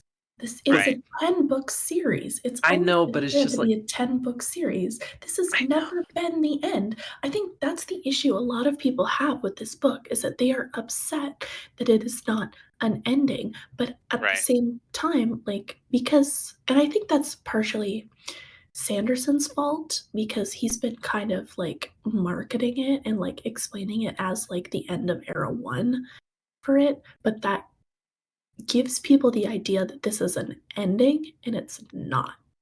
I'm not seeing it as like an ending, but more like here's a place you can hit pause. But like there's so much like you don't want to pause. There's so much like, hey, we want to learn what's going on with Khaled. It comes So- to a season 1 end. It like when you think about it is like a season of a set of a TV show. I watch a lot of them, a lot of seasons, Or especially mid-season with my finale. kids. No, I mean Yeah. not even I a think mid-season finale. Like I if think you it's look more at a like mid-season finale versus I wouldn't even say it's a mid-season finale. Like it comes to enough. Like if you've seen the end of season 1 of, let's throw out a really popular one, Avatar, right? Very satisfying, big epic battles, right? Powers of the moon, right? He's doing his thing, but it's very clearly not the end. But it's the end of a season. There's a time skip, there's a big fight, but there's a satisfying close. There's still answers to be made. It's season 1. We ended season 1. Congratulations, everyone. We got a big thing, but we know there's a season 2, and, Okay, but and like- we can't go there. But So- counterpoint, like Infinity War and Endgame I is was like about to say one. that. Yeah. Yeah, that's more of here's the pause in the middle, and then time skip, and then here's the other half. That's the thing. It's this, I thought this was going to be more Endgame. It's actually more Infinity War, right? yeah. That's I think where I'm a little not disappointed, but like I want the next thing of Brandon. so much like Mistborn was pitched as a trilogy of trilogies, this was kind of pitched as a duet of pentalogies. And here we are at the end of that first pentalogy, and it's doesn't feel like the end of that. And so, I mean, I'm playing a little bit of devil's advocate, right? But I make that parallel, and I can see why people don't feel like it was an ending, but it was sort of billed as being one. I can see that. I never heard of it as a duet of pentalogies, though. Well, but that's my term, but he often said, that's your term, and that's where I think this conversation of the way it's marketed versus the way it was written. I think Brandon wrote it as, here is 2 seasons. Here's like, we have story arcs and we have a middle pause, but we're not. To him, it is books 1 through 5 and 6 through 10, and not like initially when he like thought up his story arcs. Right, he does his outline and he makes his story arcs. Season 1 will still have its own story arc and end, and we'll have stuff that builds into season 2. Fight against Odium. Odium returning and fight against Odium. End of season 1. Odium becomes becomes Retribution and wins. End of season 1. That was the fight. Empire. Yep. Well, so that's the thing. We got it. That's Empire the thing. And but people expect this to be 5 and 6 last season finale, an era, book 3 of Well of Ascension, and it's not. And I think that's just like their expectation is not in. We're setting up season 2. And the second half, this is the midpoint of the entire Cosmere, right? This is very, very mid, the very, very middle. Like, it's great and it's wonderful, but you need to, if you have the expectation that this is going to be the epic grand slam bang finish, which is kind of what I was thinking was for the Lost Metal, and I didn't feel that from the Lost Metal as much. So my opinion is on the Lost Metal wasn't as, because I expected more of a slam finish like from Well of Ascension, but it was also more of an opening for Era 3. Whereas now that I went through that, I'd go through that again, was my thought. Hero of Ages as well. It's Hero of Ages, not Well of Ascension. That's the one I'm thinking. Sorry. Said the wrong one, thought of the right one, had the picture of the book in my head. But it happens. I do want to say, like, because I went to I don't know, I can't remember when exactly the shift happened, but originally when Way of Kings came out, because I was there, I went to like one of his signings for when Way of Kings was released, and he was talking about it. Like, he was talking about it as it is a 10-book series. I don't know when that shift happened where he stopped talking about it as a 10-book series and kind of started talking about it as 2 5-book series. Right. And I think that shift gave people the wrong impression. Yes, I agree. For this book. I also was back. I wasn't quite on the releasing part, but I was shortly after Way of Kings was released. So I've been under the knowledge of it's a 10-book arc. This is a mid-book pause. This is a mid-arc pause, essentially. Yeah. So what did you guys think about the way Kaladin's arc ended? I thought it was fitting for him. I thought it was beautiful. I think it's good. The problem is like because like he's a therapist and he's now stepping up and he's accepting the role, becoming a herald. His eyes are brown because that's who he sees himself as. And the herald of second chances. Yes, I love it. And he's given a chance to hero all the heralds in a place where like we can look at their trauma, help we can them have group through therapy. Exactly, group therapy in memory. Yeah. Yeah. Group therapy in a memory, so you can like they can say, here's how this thing happened. They can just see it, and then he can help them all through it. That is awesome. But like the whole world has been changed. None of our characters, sure, their story arcs may have ended, but none of them reached an end. Sure, I mean, yeah, but Dalinar got the end that all characters inevitably get. Like Moash disappears completely from this book. Yeah, well, and that because that is the thing. we have of back 5 books, Kaladin's gonna make an appearance. He's alive. He's a herald. He will come back like all the other heralds. Alive. I don't think he'll be a main POV, but I think he'll be like an interlude POV or like just a switch chapter POV because we got that from a number of heralds, right? So like we'll probably get a POV of Kaladin. We've got Renarin, we've got Relaine, we've got Yasna, Lift, all our main POVs. So there's 4. Do we know the 5th POV in the back 5? It is Yasna, it is Renarin, Lift. it is Lift, it is Taln, and it is Ash. Taln and Ash? I thought it was going to be that one kid who got saved by Kaladin in Rhythm of War. Sure. I don't think you for knowing that name off the top of your head. Yeah. That's pretty good. No, it's Taln and Ash. I did hear Taln. I hadn't heard Ash. Did hear Taln recently. Okay, back to this part though. You got Seth screaming, "I am the law," like Judge Dredd. I am the law. Which I don't think I fully understand, but it's still cool. And then Kaladin's trying to like, let me tell you the story of I heard it. What do you mean? I wrote that story. I wrote that down. The fuck you mean? I wrote all of them. All of them. I'm keen to Midias's tricks. Yeah. And then he connects them all to like his darkness. And it's just like, this is horrible. But then you realize we have a character that has spent the last 4 books struggling with that darkness.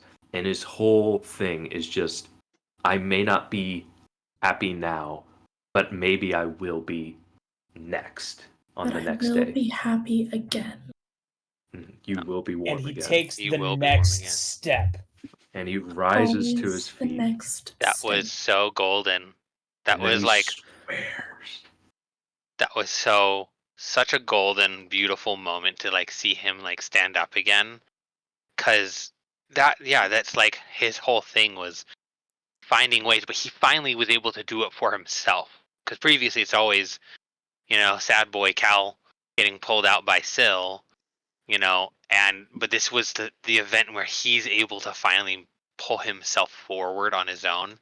And it's such a satisfying culmination because his arc, right? Again, kind of bring it back to a lot of these people are talking about like they miss like fighting boy Cal, but it's always been him in this fight against depression and against like all of these other odds, and so his fight, his main story has been this fight against that darkness, and that we can all overcome this darkness in some fashion because we can step forward, and we need to also care for ourselves, like and help ourselves in order to help other people, right? Got to protect yourself in order to protect others. And so I think it's just such a beautiful like cap for his story that it ends. And even though I too love a good, spear in hand fight, like we're not done with that, and I think we're gonna see more of that. But it was just such a powerful, moving moment that I also was like almost about as excited about this as I was about the Unoathed. It's just this gorgeous kind of moving scene. And then we see Nightblood at its most terrifying time yet. Yeah. And then he's like, rule number 1, you are not a thing. You get to choose. And all the lessons that he was teaching Seth are also applied to Nightblood. And there was a theme throughout this book, like... stops. He stops. On his own accord. Like, there was a theme about this book about powers with intents that have been commanded, that have been magically ensured to only have one thing focus. Changing. Nightblood changing.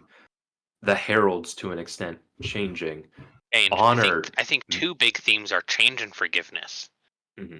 Honor, gaining. I think that's going to be a big thing in the back half, is the power of honor itself starting to question, why do I need a vessel? Well, actually, we already see that it starts doing that, because at the very end, It Yes, literally but- says, Yes. and Dalinar was right. Mhm. So, But on then that we note, have what do we think is going to come of the pieces of honor that fly off?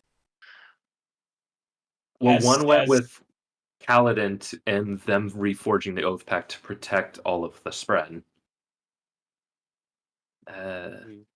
He has an oath. He has an honor spear that Yeah, isn't. that is Syl. awesome. So now It he's is gonna. not Syl. So he'll be able to dual wield like Nail used to. Dual wield In which spears. Syl is now spear. physicalized in the physical realm, and she may be becoming the Storm Mother? Question mark? Maybe. Oh yeah. Which I want that to happen so badly. But Well, it's literal storms in her eyes, queen crown, like a crown on her Yes. head. Like and Accepting oaths. she's the direct daughter the of wind Stormfather accepts Tanner. Dalinar's. Oh, we didn't even talk about Sigzil and Fienta. Oh, that was sad. That was heartbreaking.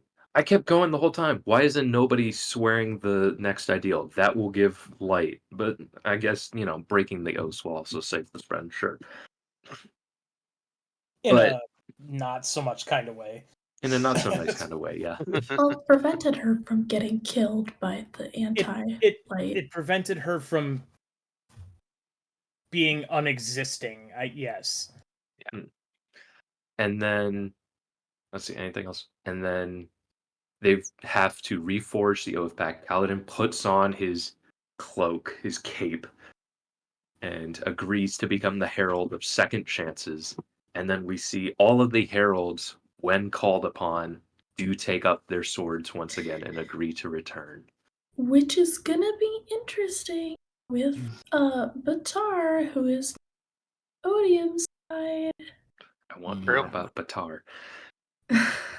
But we see them get purged of the Well of Control's influence that is leached off of Ishar. So maybe Yeah. that kind of fixes things. There's a lot to be fixed that Kaladin's hopefully going to do over however many years in the spiritual realm. 10. Yeah, but they're in the spiritual realm, things can be wonky. I think blah, blah, they'll blah. get. I think they'll get a time warp a little bit. Get a maybe Yeah. almost Yeah. close to a century.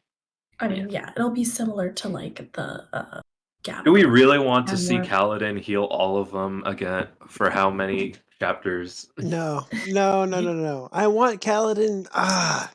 Kaladin, this is the thing about Kaladin, right?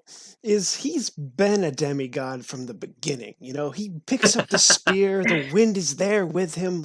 He's treated as Thor. In these books, he's just the ultimate badass, everything he does.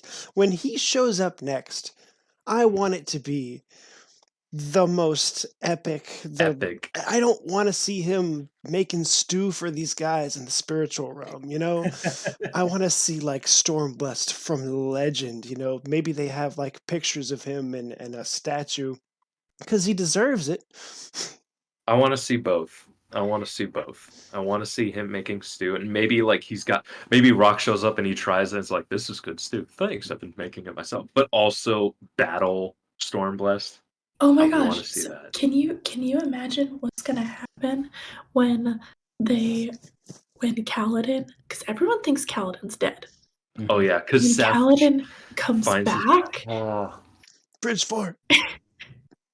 Oh yeah, that moment with Bridge 4 when they all face Moa, she's like, it doesn't matter how many hands, it's how many It's cousins how many you have. cousins. Yes, that was awesome. that was And then great. Moash just flies away and it means nothing. Well, but you can't kill all your foils. Alright. Well, yeah. He's got to But- stick around to fulfill that death rattle in the far, far future. Oh guess. yeah. Speaking of death rattles, there was one that showed back up, which is the one about the I hold body of a dead child in my arms and wept as the sky burned. Which I just thought was Good segue to the Dalinar stuff. I just want to quickly say we see Nightblood impart surges. Yeah, the implications of that are like, Yeah. Yeah. Not just granting surges, but he's like, oh yeah, those are easy. Even a Spren could do that. Like, Yeah, excuse what's me? not so easy? Yeah. I'm not quite ready to dive into Nightblood 2.0 quite yet personally. Just like how, bro? How? I want to dive. I want to dive. I want to swan dive that right in, Yeah, man. a That stuff Nightblood, is. a I'm so Nightblood excited for. that But can not only grant surges, grant all the surges, basically, because he talked to all the honor blades and learned from them. Not only can he do that, he now no longer kills his wielder, and he gets to choose where his and he can power choose comes where from. he is pulling Mhm. his investiture from Mhm. to fuel But himself. to be honest, let's think about this. Why are we all Okay. so surprised he learned surges when I've literally brought up that basically any piece of investiture that's has enough power coming in can essentially find a way to grant surges. Like Sion's has been talked about in the words of Brandon. I don't remember where I found it a long time ago.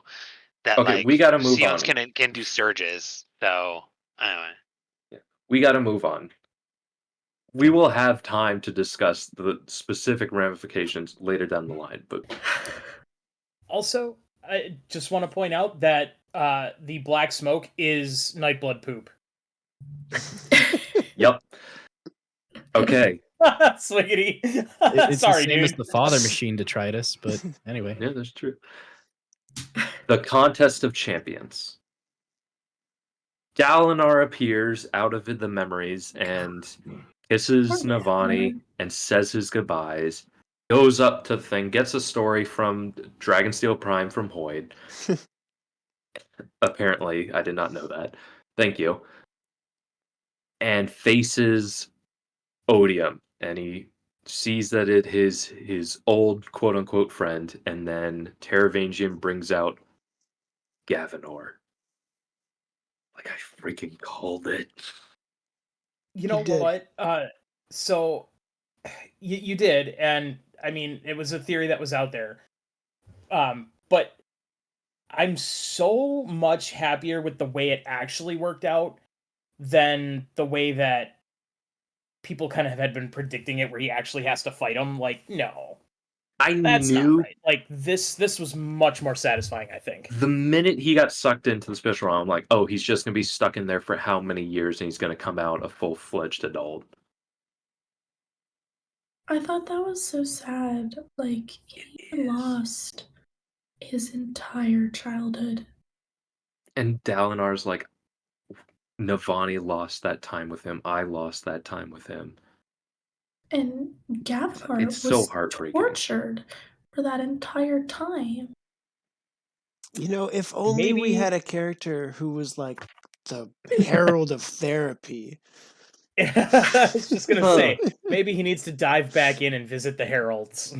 Yeah, I mean, that's true, but it also doesn't make it suck any less for Gavinor, right? Oh, for sure. Right. The question is he going to be a redemption arc, or is he going to be a villain arc in the back five? I think redemption arc. Redemption. Yeah. Oh, what if he's a part of the Moash redemption arc? Moash It's like needs to they've die. got a very similar character You've got- style at this point. I think feel like he you is just going to be ignited a whole bunch of- Elokar if he made a little bit of different choices, because he sees himself as a king, but he's blocked at every turn. Like even his role that he's been groomed for by Teravangian for 20 compressed years is just taken away from him. He's brought onto scene ready to do what he thinks is right, to avenge his father, take back his kingdom, and he's frozen. Turn So into a pawn. him seeing this and having to deal with it is going to be it's going to be rough. But There's I also- think at oh, the sorry. end of it,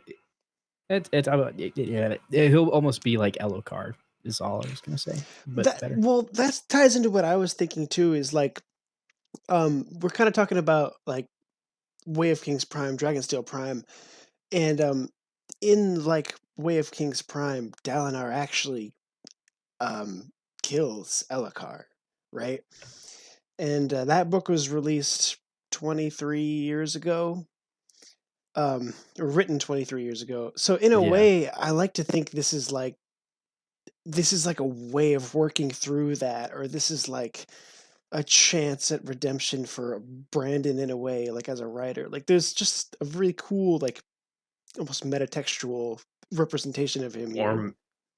Or maybe you'll still get to see the Blackthorn kill him. Well, I don't think so, because Elhokar was killed by Dalinar in retribution for Elhokar killing Adolin. So there's a little bit of an order of operations error here. But also, like, Well, going into his mindset, like, it's not like he has nowhere else. Like, he can't go running to the Vadi, who's now trapped in a crystal prism for who knows how long. Until the story picks up Probably again, about pretty 10 much. years, I bet. Yeah, probably. I mean, Yasna's gonna have to. Oh, true. He's gonna be under Yasna. Yeah. Queen, And and Renarin. she's also his aunt. And Mhm. Renarin as well. We help it out. I was in They- love with the Noadon vision. That was just it's my favorite part of the book, I think. Man, I mean, bread was pretty good. On reread, I Meeting had to bake their some bread favorite after reading author- it, yeah. Butter on bread. Oh, Meeting and he's a- like literally in this conflicts in his mind, and then he's just like, this is really good bread. For a person to meet their favorite author, man, I wonder if we can, identify with that at all. You know, next time that if I get picked for a lightning signing, I'm gonna have some bread with butter on it next time. Like Not you some bread also, with we jam. do also, we'd also see like honor itself. The power is gaining a consciousness and identity, its own will, and then yeah, something that we've Dallin- only heard rumor of in the past. which we've theorized. We theorized with devotion and dominion, if like maybe their powers have started to gain their own identity throughout the years. But Dalinar, he speaks his fourth oath? ? I'm not so sure on the Bondsmith ones anymore. But then he comes out and he realizes, I'm not going to just kick this to the next generation like everybody else has done. But I am going to have to leave it to them to solve it. I'm going to give them the best shot rather than I'm just going to step away. And so he renounces his oaths, breaks ties with the Stormfather, and releases honor. In which Odium smites the Stormfather. Know your enemy. Mhm. Because he knew exactly what Teravangian was going to do. Right. Teravangian reaches out and he says, I have never broken an oath. I Well, keep here's my the thing. promises. Honor goes to him at Dalinar's like prompting. He's like, go learn. Go, boy. Go. I don't Right, yeah, You're gonna he's like, see that "Go." honor means more because you've seen me, you've talked to me, we lived these 10 days like together. Mhm. And then Learn, we sat in this understand. we sat in bread and butter therapy with our author, and then you go and you're gonna see what retribution is doing. Like, Go put your hand on the stove. yeah, learn. Stick that fork in the Here's socket. yeah, I was gonna say here's your 2 knives. There's a socket over there. I just love Dalinar like standing up for humanity, like not only bossing the Stormfather around, but like now like scolding the power of honor. Like go learn, be better. And then I'm just kind of upset we don't see Dalinar die. Kind of What do you mean? anticlimactic. He stands up and like he hears a small voice, which we later learn is just, and then he moves and then just it jumps to like Kaladin or something and says Dalinar : is dead. And Yeah, you don't see. You see his corpse. I mean, later we see his corpse and we learn that he moved to protect Gavinor. But like, we go from him standing up to face the storm to Davenar Colon is dead.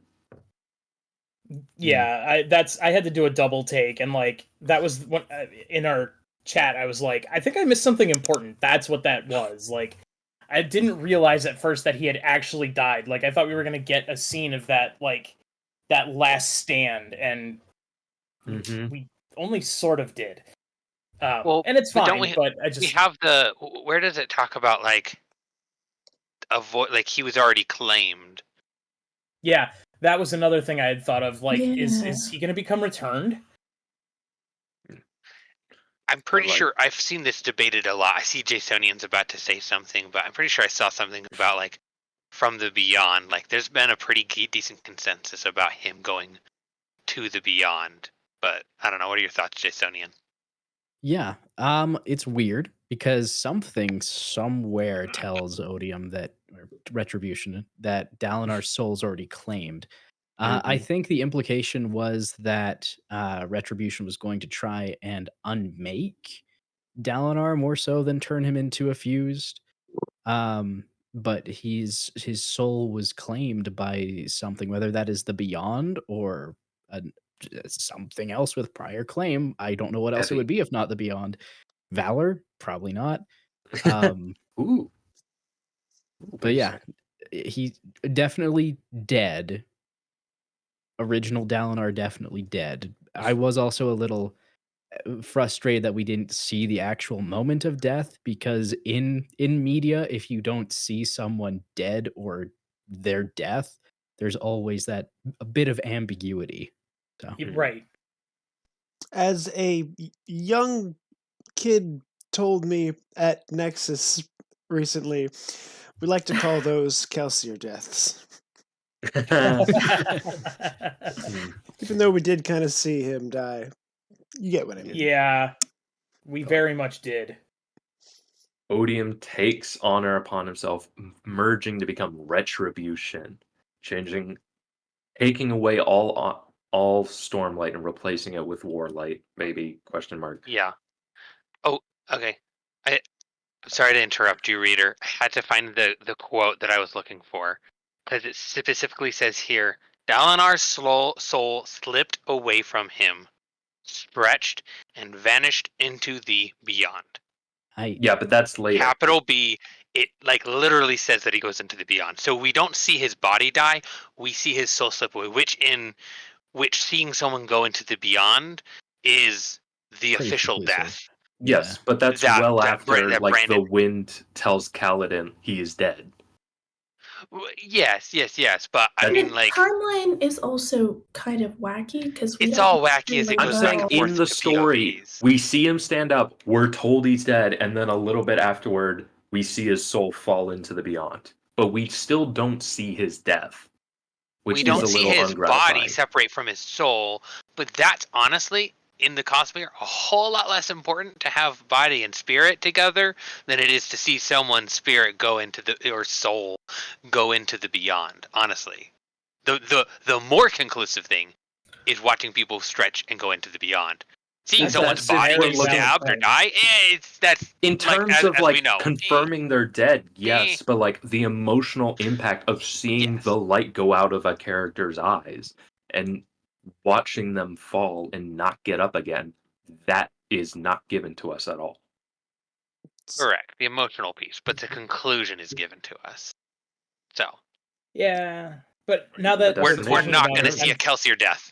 I'm just going to say that. I'm thinking about the Jasna death, not more than the Kelsier death, but you know. Oh, that chapter 7, man. That was a rough chapter 7. Well, even the Jasna death, the point is, if we, and maybe that lends to the whole Blackthorn thing coming back. Like, we have a body, and then we have a thing from the spiritual realm that was connected to Dalinar, given his connection and all of his memories.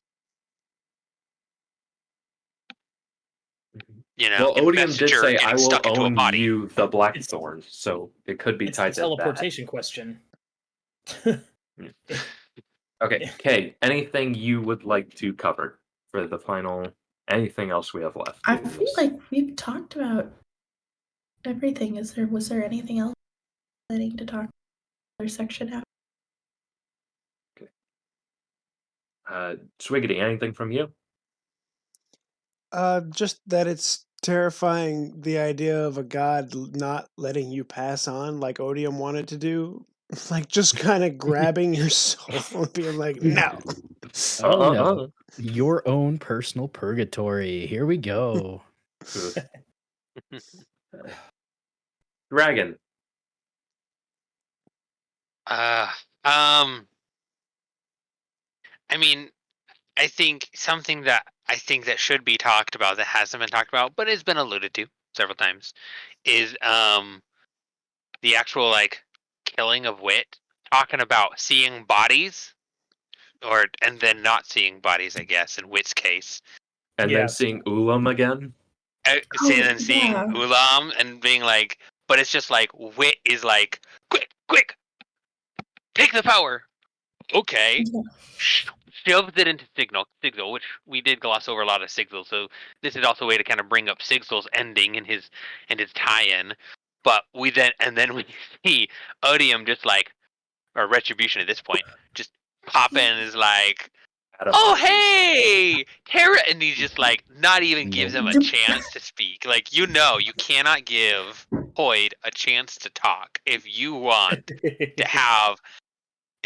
get what you want done. He's just like, and vaporize. Like, just talking about bodies dying. Like, There we go. We see Wit on page just get demolished.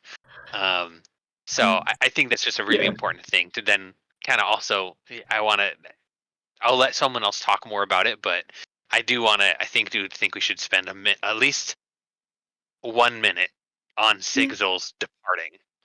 This is kind of a side note, not connected to that way, but you're cutting out a lot, Kay. No. So I was talking to my sister today about the books, and I was like, ooh, you remember Ulam from Tress? He's the Khandra in Tress. She was like, what? She was like, there's a Khandra in Tress? She had totally missed it. And she was like, what? And she blew her mind. She was like, that's the same person? She was like, what the heck? So I just thought it was funny. Now that I can finish the book, I'm like double checking all like the characters. I'm like, who is Ulam? I can check the Coppermine once more. Power has been restored. No, I do love that Ulam, who we already know loves collecting bits of people's bodies, fleshy bodies. Of course he'd have it. So of course he's the one that has a piece, and he probably went to Hoyd and was like, "Can I have your big toe?" And Hoyd's like, "Absolutely, Trot. Here you go." What was the device Hoyd used though? Was that an artificial perpendicularity? Yeah. I've heard some weird things about this one. So that was my interpretation, that it was a device used to open a perpendicularity, and that's how Sigil fell in. But I've also heard the interpretation that is what the Dawn Shard was stored in. That how Risen had to go to the mural, Sigil had to have this hourglass, the physical object, to transfer it between people. And the weirdness of Soul of Roshar warping plus Retribution appearing, like actually appearing, that would pierce a hole in the realm, and that's how Sigil was able to fall through. I don't know if I'm inheriting a Dawn Shard at the same time. Yeah, lots of dominoes here. I don't know if I necessarily believe that, but we also don't see the Dawn Shard like being passed verbally between Hoyd and Sigil. No command is uttered. No, so it's really up in the air and unclear if it's just a device to make a fabrial device to make a perpendicularity, or if that's actually where the Dawn Shard was stored. Well, I thought it was because Wit was a light weaver, and I guess maybe I'm dumb for thinking that, but like I just remember Shallan like teleporting into Shadesmar. Is that's not something they can do? She can't go fully into Shadesmar. Lightweavers can't go fully into Shadesmar. Yes, she does. Here's the thing. They could see and interact with things in Shadesmar. But she threw herself in and could have died. Yes. Okay. Jasna has to go pull her out. Yep. Yeah. So, Which I guess we could say is like due to her mom being a herald. No, if there was no, anyone it's more- else, it'd be Wit, it's right? more likely it's because she already had a bond, that she was already at the fourth ideal. Like, Yeah. if anything else. I do not think she was already at the fourth ideal when she was a child. Well, we've talked about this before. And the consensus that we kind of came to is that Lightweavers can enter Shadesmar, but they can't take anyone with them like an Elsecaller can. Mhm. Right. Or maybe And- they can't return. Can they exit?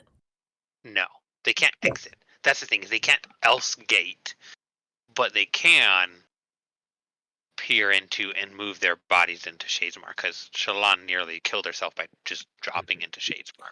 So Right. was that Yeah. device like some sort of exciser, like is talked about in like Bands of Mourning? Like he's putting his identity temporarily on Sigzil. I don't know. I don't know. I think it's just a weird hourglass full of sand, and we're gonna find out later.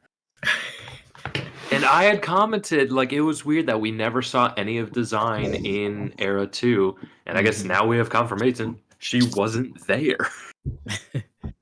Too far. She's still on Roshar. Yep. But she is in Tress and Yumi, so. But now we know that Spren can leave the planet now. As Ox is in a Ox is just wagon traveling along with Sigzil with now. Sigzil, they're like, do. Well, what's I your want name? to see. I'm I 12124. I want the O's. I want to see the O's. And this whole book, I was like getting so upset every time I saw Auxilia, because I'm like, oh, this is who they were before Sigzil just kills them. Mm. Oh, they were so innocent and so cute and so unknowing. Find me a weapon. Here's a fork. Spoon. Lift Yeah. would be so proud. The one line with Nail, and he's like, Lift was the only one to ever beat me. Please tell me she didn't use the fork. That's because Lift is a prodigy. Mm-hmm. And then what does Adolin use to fight Medivh? A glorified fork. For candles, I'm yeah. sorry, who did he fight? Medivh. Abadai? Abadai. I know there's a lot of eyes in it. I don't know. He means Sorry, that nothing. was hilarious. Guy who gets Medivh. crushed underfoot. He who gets crushed underfoot. Okay. Who Fair dies enough. to chicken foot. That was a really cool Okay. Lift fight scene. I don't think I wasn't on the episode when we talked about that. Just casually taking out a full Feruchemist. Just Yeah.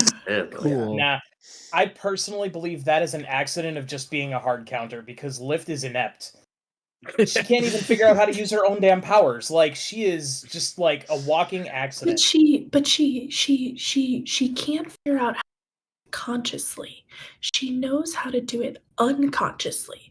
Like she did that unconsciously. She didn't know what she was doing when she did it. Her subconscious saw something happening and knew to reverse Yeah. the stickiness rather than removing it but enhancing. You know, I remember back in the day, this is a long time ago. My big brother was like so good at Mortal Kombat. He played it all the time, you know, and he was like, I could beat anybody in Mortal Kombat. And my mom got on there and mashed the buttons and just destroyed him. See, that's what I'm saying. She's inept. It was just a stroke of luck, and Well, like I don't. the natural The reason hard it's counter. not just being inept is because then you have the best swordsman trainer in the world look at her and go, "Holy crap, the potential!" So it wasn't just I mashed the buttons wrong, but my brain knows how to mash the buttons, but I consciously don't know how to mash the buttons. But conceptually, I have the ability to learn it. Well, Whereas anyone that's inept and can't learn can also mash buttons and win. right, Okay. and That's the difference. But that's the old proverb. You know, if you got two runners who both make it to first base in the same time, but one has good form and the other one doesn't, which one do you pick for your team? You pick the one with bad form, because if you teach them form, they're going to win every time. Okay. It's the same idea. Okay. Anything else on this book? We have finished Wind and Truth. It is over. We no longer have to suffer for another 6 weeks. And I think most of us have officially read it twice now. Yes. Okay. Anything else anybody would like to say about this book? Book was good. I enjoyed it. I don't know exactly where I'd put it in regards to the others. Probably third right now. That's Where about I'd where put I'm it. at. I thought there were some really cool moments in here. There's some things that I wasn't a fan of in the moment when they happened, but in hindsight came to appreciate more. But overall, a good book. Good Stormlight. Thank you. Yes, please more. Please more. I just thought there was another point that could have had another callback and it didn't. So as Kaladin is becoming a herald and they're forming that new spear, Silk totally could have been Kaladin, stretch forth thy hand. How epic would that have been? There were so many references. There were that I so felt many was just callbacks, and I think Brandon that would have just- been another one that would have been really cool. It just popped into my head just now. Yeah, it's true. But It's a I bargain. mean, his honor is dead, but I'll see what I can do. Going a second time, man, I don't know. Well, Honestly, I read through this book and I liked it. I've read it through it a second time, and I like it even more, man. There's some just like seeing and catching every single callback, every single like all of these pieces tie in. I am a huge lore fan. The amount of lore and knowledge that's dumped that I just like we literally just don't have time to talk about. Like the amount of stuff that came into this book. I feel like Brandon did a really good job in hitting like all the points that I feel like most people seemed to like. There were like the only thing that I don't think that he hit that a lot of people seemed to have wanted was more like fighting Kaladin. I'm not too terribly broken up about it because I feel like we got a lot from Adolin in that regard. And the nail Adolin fight was really cool. So Mhm. So and I think Adolin like very clearly was drawn as Adolin's kind of becoming like the next like fight, like Kaladin fighting. He's the leader, he's the fighter, he's the swordsman, but I can also help lead and like all of this stuff. I think I feel like I got all my satisfaction from that. So I really liked the book, and I would place it very high ranking across these in comparison to the other books. So Okay, final thoughts? Yeah, I enjoyed it a lot. I would probably place it second or third for the Stormlight books. Because I did really enjoy it a lot. I think it did a really good job. And I feel like it had a good ending.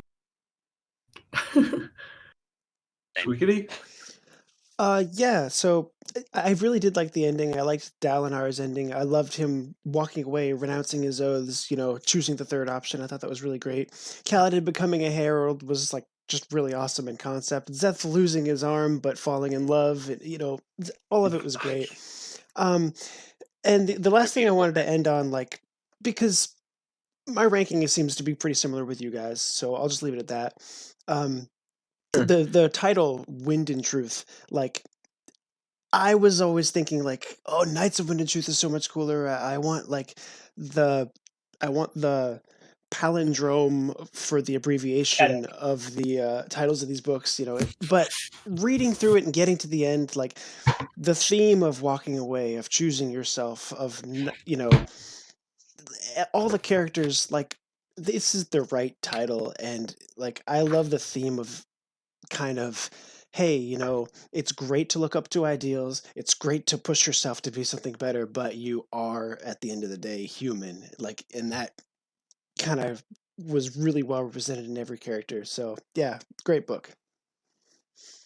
And there was the Ketic at the end that is not perfectly symmetrical. Thank you, which I think is supposed to be a metaphor for the title in this book. I would say, yes, I knew it wasn't going to be the end. I knew it wasn't going to be an end, but Brandon has been treating this as the pause button, and it's definitely not I would not place this anywhere near the bottom, but there were like the fact that everybody kind of resolved their issue with I abandoned my oaths, Dalinar, Seth, Sigzil, everybody doing it, and like there were a lot of things I didn't like, even at like the beginning, the Kaladin in the library scene. Book quartermaster. That felt weird. That felt weird even when I first read it, and like I feel like Brandon just really had a bad day at like a grocery store or something and just really wanted to hate on a person for a bit. Like there were things that felt not wrong or things that I hated, but things that just felt weird, whilst stuff in like the Rhythm of War and Oathbringer were like perfect scores. And I know it's not the end. I know it's not the end, but it is the pause. And I would hope, like, even at the end of a season 1, there would be enough for us to be, oh, I still am invested into season 2, but like enough of season 1 was resolved. And I don't feel that enough was, because Kaladin is off. He's disappeared. Shallan is trapped in the cognitive realm. Adolin is... We have no idea what Adolin's up to next. Dalinar's dead. Navani's trapped in a gemstone. Renarin and R'Laine, we believe them to start be the new ambassadors. There's just so much up in the air that we expected to be dealt with in this book. I just realized Navani became a Fabrial. Yeah. Yeah. She is the spren inside of the gem. It's poetry, man. I wonder if that wasn't partially inspired by Final Fantasy 13, because that's a whole big thing in that game, and we know Brandon's a big fan of the Final Fantasy series. But this is the end. We have finished our 5-week endurance of 2 days per episode. When the next book comes out, we will see what we do. I may do it because I did greatly enjoy stopping and doing the theories. I don't think that we would have to for other books. The main reason we did this is because this is so big. Yes. I feel like we could do, if any book comes up in a part, we could do a part. But something like The Sunlit Man, which is just one book, or Yumi and the Nightmare Painter, that we do in one. But like, maybe we make our benchmark 1,000 pages. Maybe that. This was it's over definitely 1,000 pages. We'll split it up. This was a special event for us. This was like not. It really was. It was kind of a climax. Like, this is a big deal. This is a big old pause on the Cosmere. I feel like the next time we do this maybe is book 10, because. You mean book 10, part 1 of 5? In 2037. Jason, thanks, thanks so much for being on, man. This was like a blast, and very much so. Is there anything you would like to shout out? Well, if you enjoy Cosmere content, I make some of that on the YouTube channel Jasonioan. You can also find me on social media, formerly TikTok, rest in peace, perhaps in the near future. But I'm at Jasonioan pretty much everywhere else as well. But yeah, thank you guys so much for having me on. It was a lot of fun, and it did not feel like 3 hours. It was not long. It never is. If somehow you guys spoke very high of you. Yeah, if somehow you guys are just fans of us and haven't heard of Jasonioan, his videos are top tier. Like, they are peak. Definitely check him out. Oh, thank you. As for the Cosmere Connections, up next, posting wise, we'll be posting our Dragonsteel Nexus panels. Mine fanfic panel, mine K's perpendicularity panel, and K's breath hacking panel. I believe that is the correct order time-wise. Swiggity, yours is already up on Jason's channel, I do believe. We will link that when it comes to us posting all of ours, if we do not have our own version to upload. After that, we will be covering the Emperor's Soul. We've already got one guest who's agreed to come on for us for that. Hopefully that goes well. But I think it is time for us to say adieu. As always, you can check out our socials in the link below, but please remember, there's always another connection. Bye. Bye. What is the price of a man?